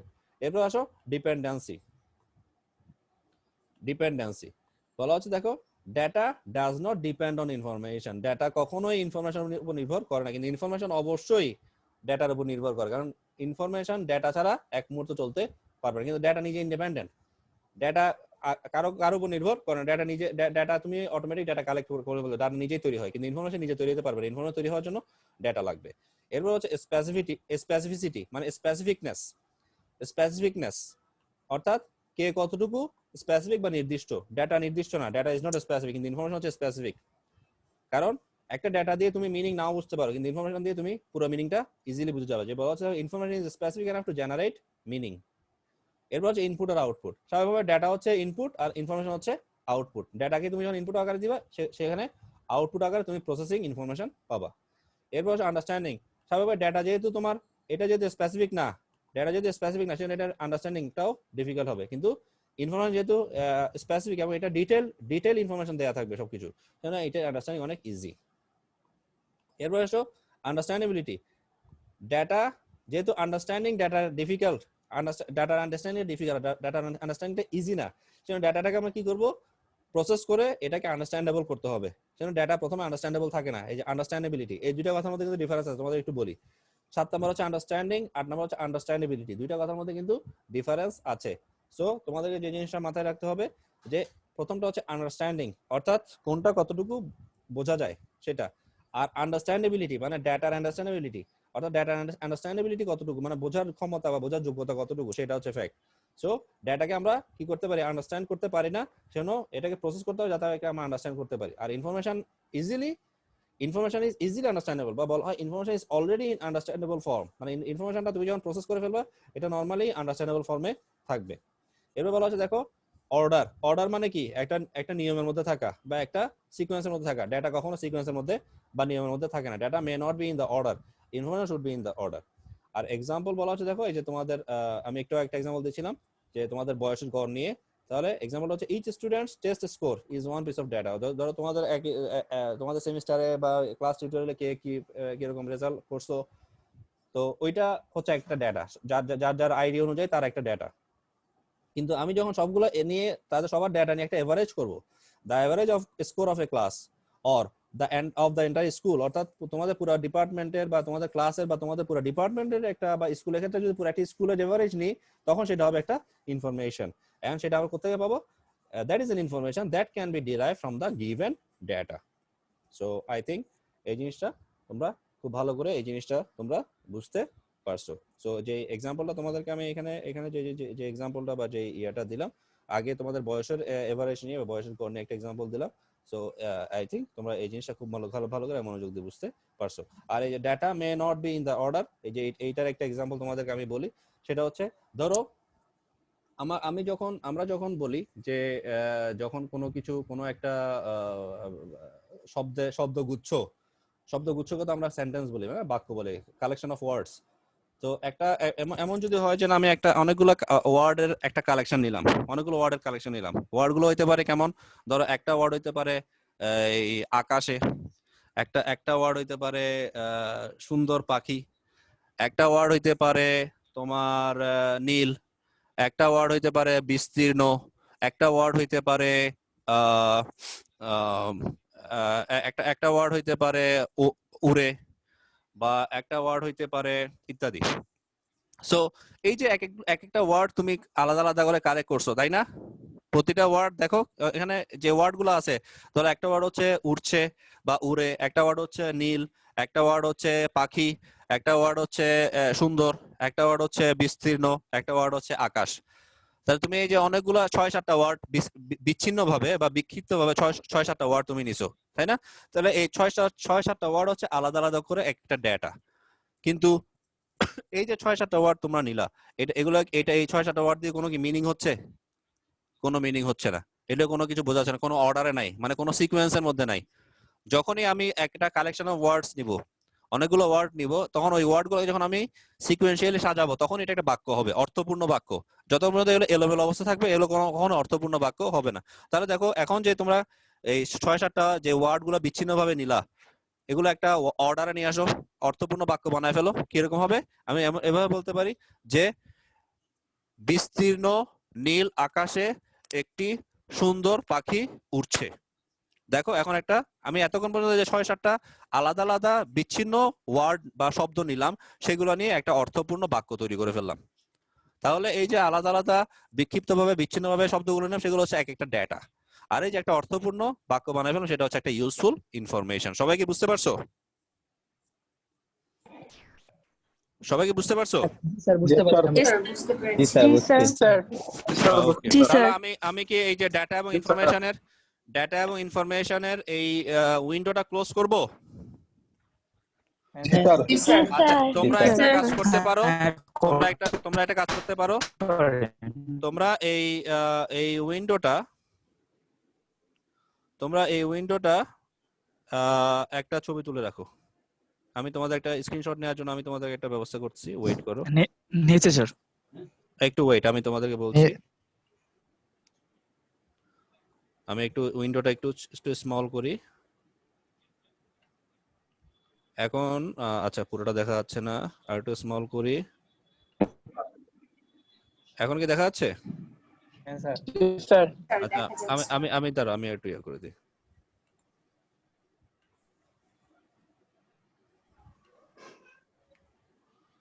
আই থিংক এখন আরো ইজি হবে। ওকে, দেখি এখন একটা, তোমরা এই যে স্ক্রিনটা আমি শেয়ার করছি, এটা একটা স্ক্রিনশট, মোবাইলও নিতে পারবে, ল্যাপটপও নিতে পারবে।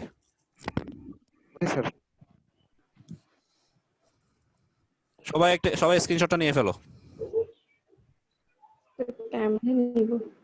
জি স্যার নিয়ে ফেলছি। মোবাইলে যারা, তারা তো মোবাইল স্ক্রিনশট, মোবাইলে শোনো মোবাইলে যারা, তারা ইজিলি স্ক্রিনশট নিতে পারবে। ল্যাপটপে দেখো, ল্যাপটপে তোমাদের যেটা, স্যার নিয়েছি আমি একটু বলি, একটু সবাই মাইক্রোফোনটা অফ করো, আমার কমন ইনস্ট্রাকশন ফলো করো। মোবাইলে যার মোবাইল স্ক্রিনশট নেওয়া অনেক ইজি, মোবাইল স্ক্রিনশট নিয়ে ফেলাটা ইজি, ল্যাপটপেও ইজি। ল্যাপটপে তোমরা কি করবে, তোমাদের একটা দেখো ল্যাপটপের কিবোর্ডে বা কম্পিউটারের কিবোর্ডে একটা উইন্ডোজ বাটন আছে, দেখছো উইন্ডোজ বাটনটা চেপে রেখে উপরে দেখো প্রিন্ট স্ক্রিন একটা বাটন আছে। উইন্ডোজ বাটনটা চেপে রেখে প্রিন্ট স্ক্রিন বাটনটা ক্লিক করো। আমি আবারও বলছি, যারা ল্যাপটপ বা কম্পিউটারে আছো, উইন্ডোজ বাটনটা চেপে রেখে প্রিন্ট স্ক্রিন বাটনটা ক্লিক করো, তাহলে তোমাদের স্ক্রিনশট নেওয়া হয়ে যাবে। ওকে,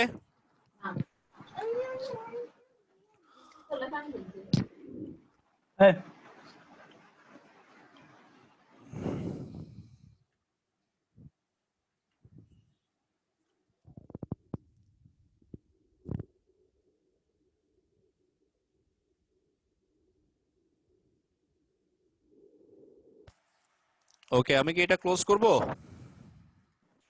জি স্যার ক্লোজ করেন। স্যার আপনার ক্লাসের যে স্লাইড দেখাইছেন সবগুলো কিন্তু আমরা এসএস নিয়ে ফেলতেছি স্যার, গ্রুপে দিয়ে দিব, সমস্যা নেই। ওকে, ঠিক আছে, thank you so much. So তাহলে আমি আবার একটু নর্টন শেয়ার করি তোমাদের জন্য। This is Norton.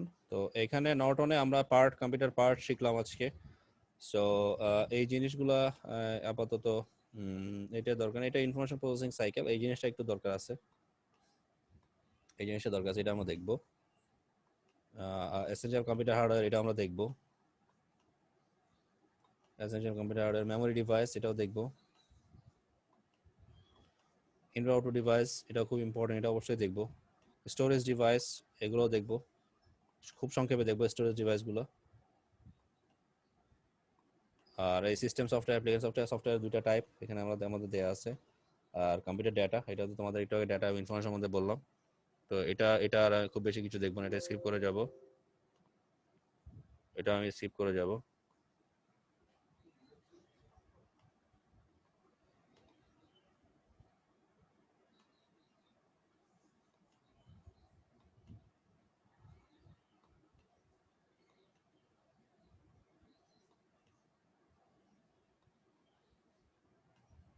এখানে লেসন 1 বি এর সামারি দেয়া আছে, এখানে কিছু কুইজ দেয়া আছে, কোয়েশ্চন দেয়া আছে, এই যে এখানে কিছু রিভিউ কোয়েশ্চন দেয়া আছে, এই কোয়েশ্চনগুলো তোমরা একটু দেখবে।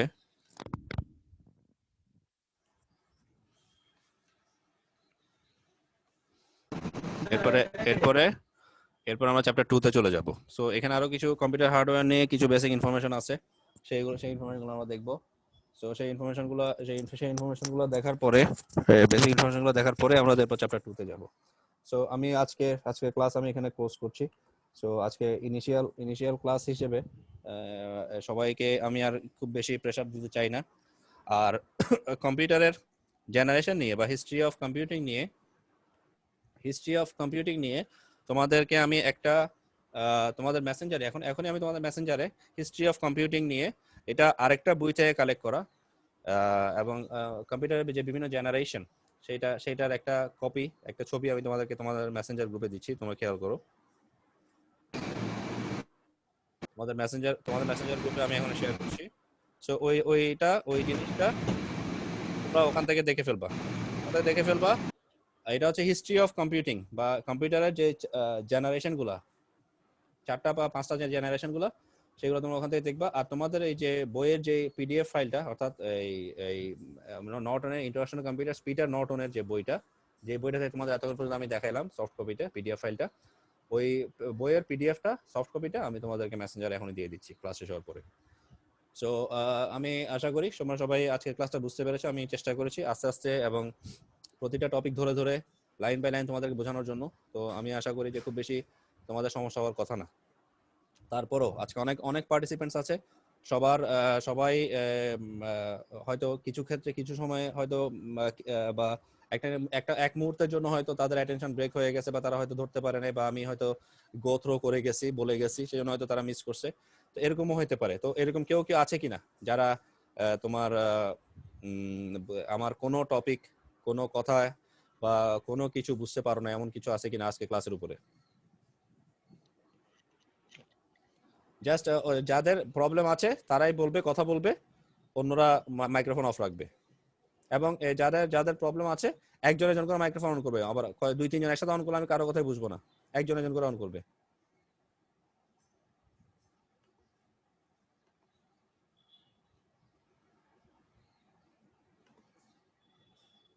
আচ্ছা, 20211337 বাবুল রেজ হ্যান্ড করছে, তার হাত তুলছে, সে বলো বাবুলে কি কোনো সমস্যা আছে কিনা? কোনো সমস্যা আছে?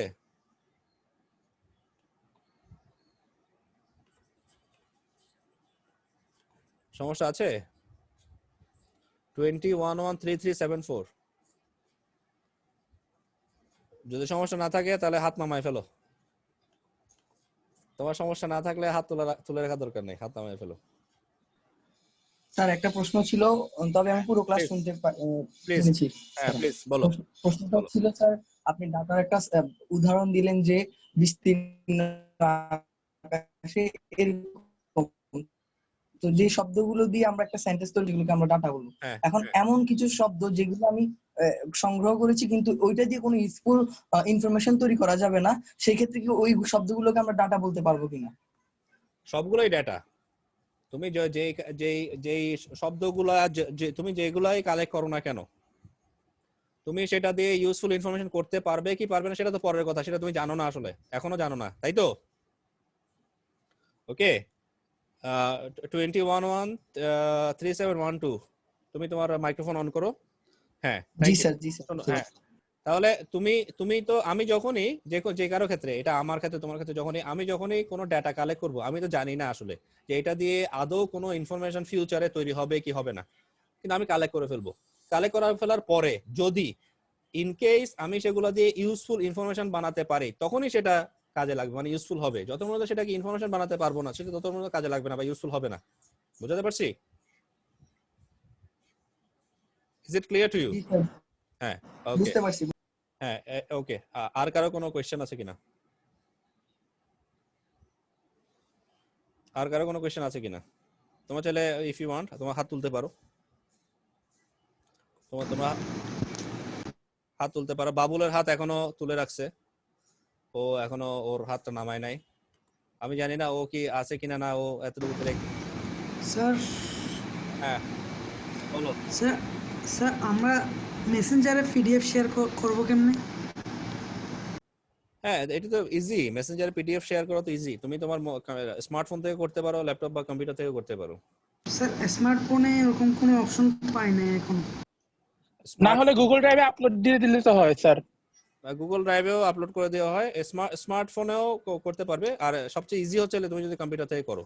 আর কম্পিউটার থেকে তোমরা তো পিডিএফ শেয়ার করার কিছু নাই। পিডিএফ শেয়ার যদি করার দরকার হয় সেটা আমি করব, বা আমি যেটা শেয়ার করবো সেটা তোমরা মেসেঞ্জার থেকে ফরওয়ার্ড করে দিতে পারবা, সেটা তো করতে পারবা নাকি? জি স্যার, ঠিক আছে, মেসেঞ্জারে দিলে চলবে স্যার। হ্যাঁ, মেসেঞ্জার থেকে ওইটা, কারণ মেসেঞ্জারটা ইজি কেন, কারণ তুমি সব সময় ওইটা ইন হ্যান্ড পাচ্ছ, কোনো নোটিফিকেশন আসলে সেটা মেসেঞ্জার তোমাকে শো করবে। কিন্তু গুগলে বা অনেক ক্ষেত্রে মেইলে বা ড্রাইভে কোনো কিছু শেয়ার করলে সেটা তোমাকে নোটিফিকেশন নাও দিতে পারে। আর মেসেঞ্জারের বিষয়টা হচ্ছে সবসময় ইন হ্যান্ড থাকলো, কন্ট্রোলটা কি হচ্ছে না হচ্ছে, কোনো আপডেট আসছে কিনা, ক্লাস কখন হবে না হবে, সব ইনফরমেশন, সব আপডেট তুমি মেসেঞ্জারে পেয়ে যাবে, গ্রুপে পেয়ে যাবে। সো এটা কমন একটা প্ল্যাটফর্ম। তো কমন প্ল্যাটফর্ম থাকার কারণে এটা আমাদের জন্য ইজি হবে আর কি। বা তোমাদের কোনো কোয়েরি বা কোয়েশ্চেন থাকলে সেটা আমি বুঝতে পারবো। তবে এখানে আমার একটা অবজারভেশন আছে তোমাদের জন্য, সেটা হচ্ছে আমি যেটা দেখতে পাচ্ছি তোমরা বাংলা, ইংরেজি, আরো যা যা আছে পৃথিবীর সকল কোর্স নিয়েই তোমাদের একটা গ্রুপ বানাইছো। সো এটাতে কিন্তু কোনো একটা স্পেসিফিক স্টুডেন্ট, তোমরা কিন্তু 80 থেকে 90 জন, কথাটা খেয়াল করো, তোমরা 80 থেকে 90 জন স্টুডেন্ট আছো।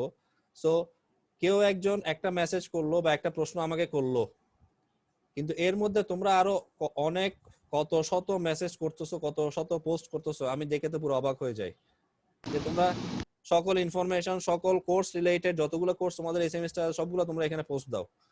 ফলে আমার পার্সোনালি আমার নিজের পক্ষে তোমাদের একজনের কোনো কোয়েশ্চেন যদি থাকে বা কনফিউশন থাকে, কোয়েরি থাকে, সেটা খুঁজে বের করা টাফ হবে। স্যার তখন হয় কি স্যার, নামটা মেনশন দিলে আপনার সরাসরি আপনার নোটিফিকেশন যাবে, তখন আপনি খুঁজে পেতে সুবিধা হবে। নাম মেনশন দিলে সুবিধা হয় স্যার। নাম মেনশন দিলে সুবিধা হয় সেটা বুঝছি, সেটা আমি বুঝতে পারি, সেটা জানি, ঠিক আছে। কিন্তু যেটা আমার ধারণা ছিল যে তোমাদের এটা একটা ইউনিক গ্রুপ হবে এই কোর্সের, শুধু এই কোর্সের জন্য একটা ইউনিক গ্রুপ হবে। কিন্তু পরে আমি দেখতে পারলাম যে না, তোমাদের এইটা আসলে তোমাদের এই ব্যাচেরই একটা ইউনিক গ্রুপ। মানে এখানে এই ব্যাচের সকল ইনফরমেশন, সকল কোর্স রিলেটেড কথাবার্তা, সকল পোস্ট তোমরা এখানে দাও। এবং তোমরা অনেকে দেখা যায় তোমরা কিছু ইরিলেভেন্ট পোস্ট এখানে লিখো বা কথাবার্তা লিখো। ওকে, সো তোমাদেরকে ট্রাই করতে হবে যে ইরিলেভেন্ট কথাবার্তাগুলো যাতে না হয়, এবং তোমাদের আননেসেসারি বা ইউজলেস কথাবার্তা বা ইনফরমেশন গুলো যাতে তোমরা এখানে শেয়ার না করো। Is it clear? তাহলে আমাদের এই গ্রুপটার একটা ইম্পর্টেন্স থাকবে, নাহলে আমাদের অনেকেই বা অনেক স্টুডেন্ট, যেটা আমি তোমাদের 12 বছর অনেক স্টুডেন্ট আছে, তো এরা এই গ্রুপটার প্রতি আগ্রহ হারাবে। তো আমি এটা কখনো চাই না। আমি চাই তোমাদের বন্ডিং স্ট্রং হোক, তোমাদের বন্ডিং ঠিক থাকুক, এবং তোমাদের ইউনিটি ঠিক থাকুক, এবং তোমাদের গ্রুপের মধ্যে সবারই এই গ্রুপের প্রতি তোমাদের ব্যাচমেট, ক্লাসমেট, ফ্রেন্ডস যারা আছো সবারই একটা আগ্রহ এবং উৎসাহ সবসময় থাকুক। এবং আমরা মেইনলি যে উদ্দেশ্যে এই গ্রুপটা ওপেন করেছি, যে উদ্দেশ্যে আমরা ক্লাস করছি, অনলাইন ক্লাস করছি, আমি আশা করি ইনশাআল্লাহ আমাদের সেই উদ্দেশ্য সফল হবে। এবং ওই উদ্দেশ্য সফল করার জন্য যা যা করা দরকার, যে জিনিসগুলো করা দরকার, যে কাজগুলো করা দরকার, সেগুলো আমার দিক থেকে চেষ্টা করবো সেটা আমি করার জন্য, এবং তোমরাও তোমার দিক থেকে যা দিক থেকে চেষ্টা করবো ওই জিনিসটা যাতে আমরা সফল করতে পারি। তো যদি আর কারো কোনো সমস্যা না থাকে, আমি দেখি আর কেউ হাত তুলছে কিনা। আমি জানি না বাবুল আদৌ আছে কিনা, বাবুল মনে হয় এতটুকুতে রেখে চলে গেছে। তো যাই হোক, স্যার তুমি আছো বাবুল? তোমার হাত তোলা কেন? স্যার তুমি হাত তুলে রাখছো, স্যার কি করব? হাতটা নামায় ফেলো। স্যার ভিউটা নামাইতে পারতেছ না স্যার। আচ্ছা, তোমার হাত আমি নামাই দিচ্ছি, আমি নামাই দিচ্ছি, টেনশন নিও না। আচ্ছা স্যার। ওকে, আচ্ছা স্যার। আচ্ছা, ঠিক আছে। তো আমি যদি আর কারো কোনো প্রবলেম না থাকে, দেখতে পাচ্ছি কারো আর হাত তোলা নাই, তো আশা করি সবারই মাইক্রোফোন অফ, তো আশা করি আর কারো কোনো সমস্যা নাই। তো ইন কেস এরপর আমি বলছি, এরপর যদি কারো কোনো সমস্যা থাকে, তোমাদেরকে আমি আগে বলেছি তোমরা মেসেঞ্জারে আমাকে জিজ্ঞেস করবা, প্রশ্ন করবা যে কোনো কোয়েশ্চেন নিয়ে, বা তোমাদের কোনো রকম কোয়েরি থাকলে আমি অবশ্যই চেষ্টা করব সেটা। আমি যদি ইনস্ট্যান্টলি সেটা নাও দেখি, যখন আমার অ্যাভেলেবল টাইম থাকবে, আমি যখন ফ্রি থাকবো, তখন আমি চেষ্টা করব তোমাদের প্রশ্নের উত্তর দেওয়ার জন্য। ওকে, সো সবাইকে অসংখ্য ধন্যবাদ আজকে ফার্স্ট অনলাইন ক্লাসে প্রেজেন্ট থাকার জন্য। আজকে মোর দ্যান 80 এভারেজে। স্যার হ্যালো হ্যালো আকিব বলো, আমি শুনতে স্যার পাচ্ছি। অ্যাটেন্ডেন্স কি নিয়ে ফেলছেন স্যার? হ্যাঁ, অ্যাটেন্ডেন্স নেওয়া হয়ে গেছে। স্যার আমি কিছুক্ষণ গিয়েছিলাম একটু। কিছু ডিস্টার্ব করছিল তো? মনে হয় দুইজন একসাথে কথা বলছে। হ্যাঁ আকিব বলো। ডিস্টার্ব করছিল তো স্যার, আমি বাইরে ছিলাম একটু। আচ্ছা তুমি কতক্ষণ বাইরে ছিলা? 3-4 মিনিট। আচ্ছা ওইটা সমস্যা নাই। তুমি ক্লাসে তো বেশিরভাগ সময় তো প্রেজেন্ট ছিলা তাই তো? হ্যাঁ স্যার। হ্যাঁ ঠিক আছে, ওকে, কোনো সমস্যা নাই। কিছুক্ষণ আগে ডিসকানেক্ট হয়ে গেছিল। আচ্ছা অসুবিধা নেই, তুমি ক্লাসের স্যার বেশিরভাগ অংশে বেশিরভাগ পোরশনে যদি প্রেজেন্ট থাকো সেটা হচ্ছে ইম্পর্টেন্ট। আর ক্লাস অ্যাটেন্ডেন্সটা হচ্ছে অপশনাল, কম্পালসারি হচ্ছে তোমাদের ক্লাসে প্রেজেন্ট থাকাটা ইম্পর্টেন্ট এই জন্য যাতে তোমরা ক্লাসটা বুঝতে পারো। আমি বোঝাতে পেরেছি? জি স্যার।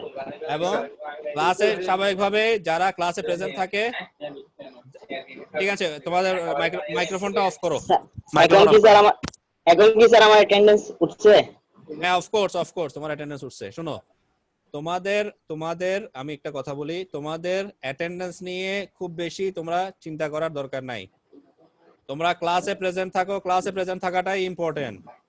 এবং অ্যাটেন্ডেন্সটা তোমাদেরকে, যারা ক্লাসে প্রেজেন্ট থাকবা, অ্যাটেন্ডেন্সটা তোমাদেরকে আমি অটোমেটিক দিব এবং এটা তোমাদেরকে উৎসাহ দেওয়ার জন্যই আমি দিব। স্যার অ্যাটেন্ডেন্স খাতাটা আমার কাছে, স্যার অ্যাটেন্ডেন্স খাতাটা আমার কাছে। আচ্ছা ওইটা আমি তোমার কাছ থেকে পরে নিয়ে ফেলবো। আমি আমার যে এক্সেল ফাইল আছে, তোমাদের একটু কাইন্ডলি মাইক্রোফোন অফ করো, আমি একটু কথা বলি। আর তোমাদের যে অ্যাটেন্ডেন্স খাতাটা সেটা মাহমুদের কাছে আছে, যেহেতু মাহমুদ সিআর, অসুবিধা নেই মাহমুদের কাছে থাকুক। আর আমি আমার এক্সেল ফাইলে, আমার তো একটা পার্সোনাল একটা পার্সোনাল একটা ডকুমেন্ট থাকে, আমার এক্সেল ফাইলে ওগুলো আমি সবগুলো নোট ডাউন করে ফেলবো। পরবর্তীতে মাহমুদের কাছে যে সিআর এর কাছে যে কপিটা আছে অ্যাটেন্ডেন্স শিটে, সেটাতে আমি ওটাতে তো পরে তুলে ফেলবো। তো তোমাদের যেটা আমি বলতে যাচ্ছি সেটা হচ্ছে, তোমরা অ্যাটেন্ডেন্স যাতে পাও সেটার চিন্তা তোমাদের করা দরকার, সেটা ব্যবস্থা আমি করব। কিন্তু তোমাদের কাজ হচ্ছে, তোমাদের দায়িত্ব কর্তব্য হচ্ছে প্রেজেন্ট থাকা। এবং প্রেজেন্ট থাকার কারণে তোমাদের পুরস্কার হিসেবে তোমাদের উৎসাহ দানের জন্য আমি তোমাদেরকে অ্যাটেন্ডেন্স দিয়ে দিব। কিন্তু প্রেজেন্ট থাকাটা খুব গুরুত্বপূর্ণ। তুমি যদি প্রেজেন্ট না থাকো, অনেক ক্ষেত্রে তুমি কোনো কিছু বুঝতে পারবে না। হ্যাঁ আমি হয়তো দেখো যে তোমরা উপরে, তোমাদের যারা ল্যাপটপে বা মোবাইলে আছো, দেখো উপরে রেকর্ডিং কথাটা লেখা আসে, অর্থাৎ আমি যে প্রথম থেকে যে ক্লাস নিচ্ছি সেটা কিন্তু রেকর্ড হয়ে যাচ্ছে। তো অনেকে হয়তো ক্লাস না করে বা অনেকে হয়তো প্রেজেন্ট না থেকে অ্যাটেন্ড না করেও রেকর্ডিং শুনে অনেক কিছু বুঝে ফেলতে পারো, কিন্তু তুমি রেকর্ডিং শুনে কখনোই আমাকে প্রশ্ন করতে পারবে না।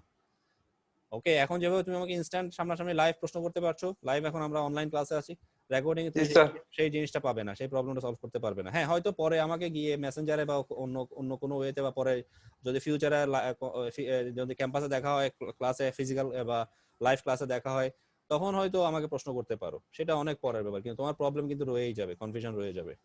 সো লাইভ ক্লাসে যে মজাটা, লাইভ ক্লাসে যে এনজয়মেন্টটা, এনথুজিয়াজমটা, সেটা তুমি রেকর্ডিং থেকে পাবে না।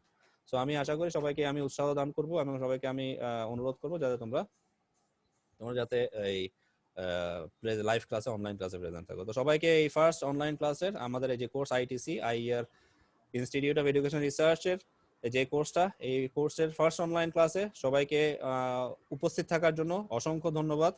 এবং আমি তোমাদের এই যে উপস্থিতি, একটা অ্যানাউন্সমেন্ট করা ছিল, আপনি যদি মনে কষ্ট নেন।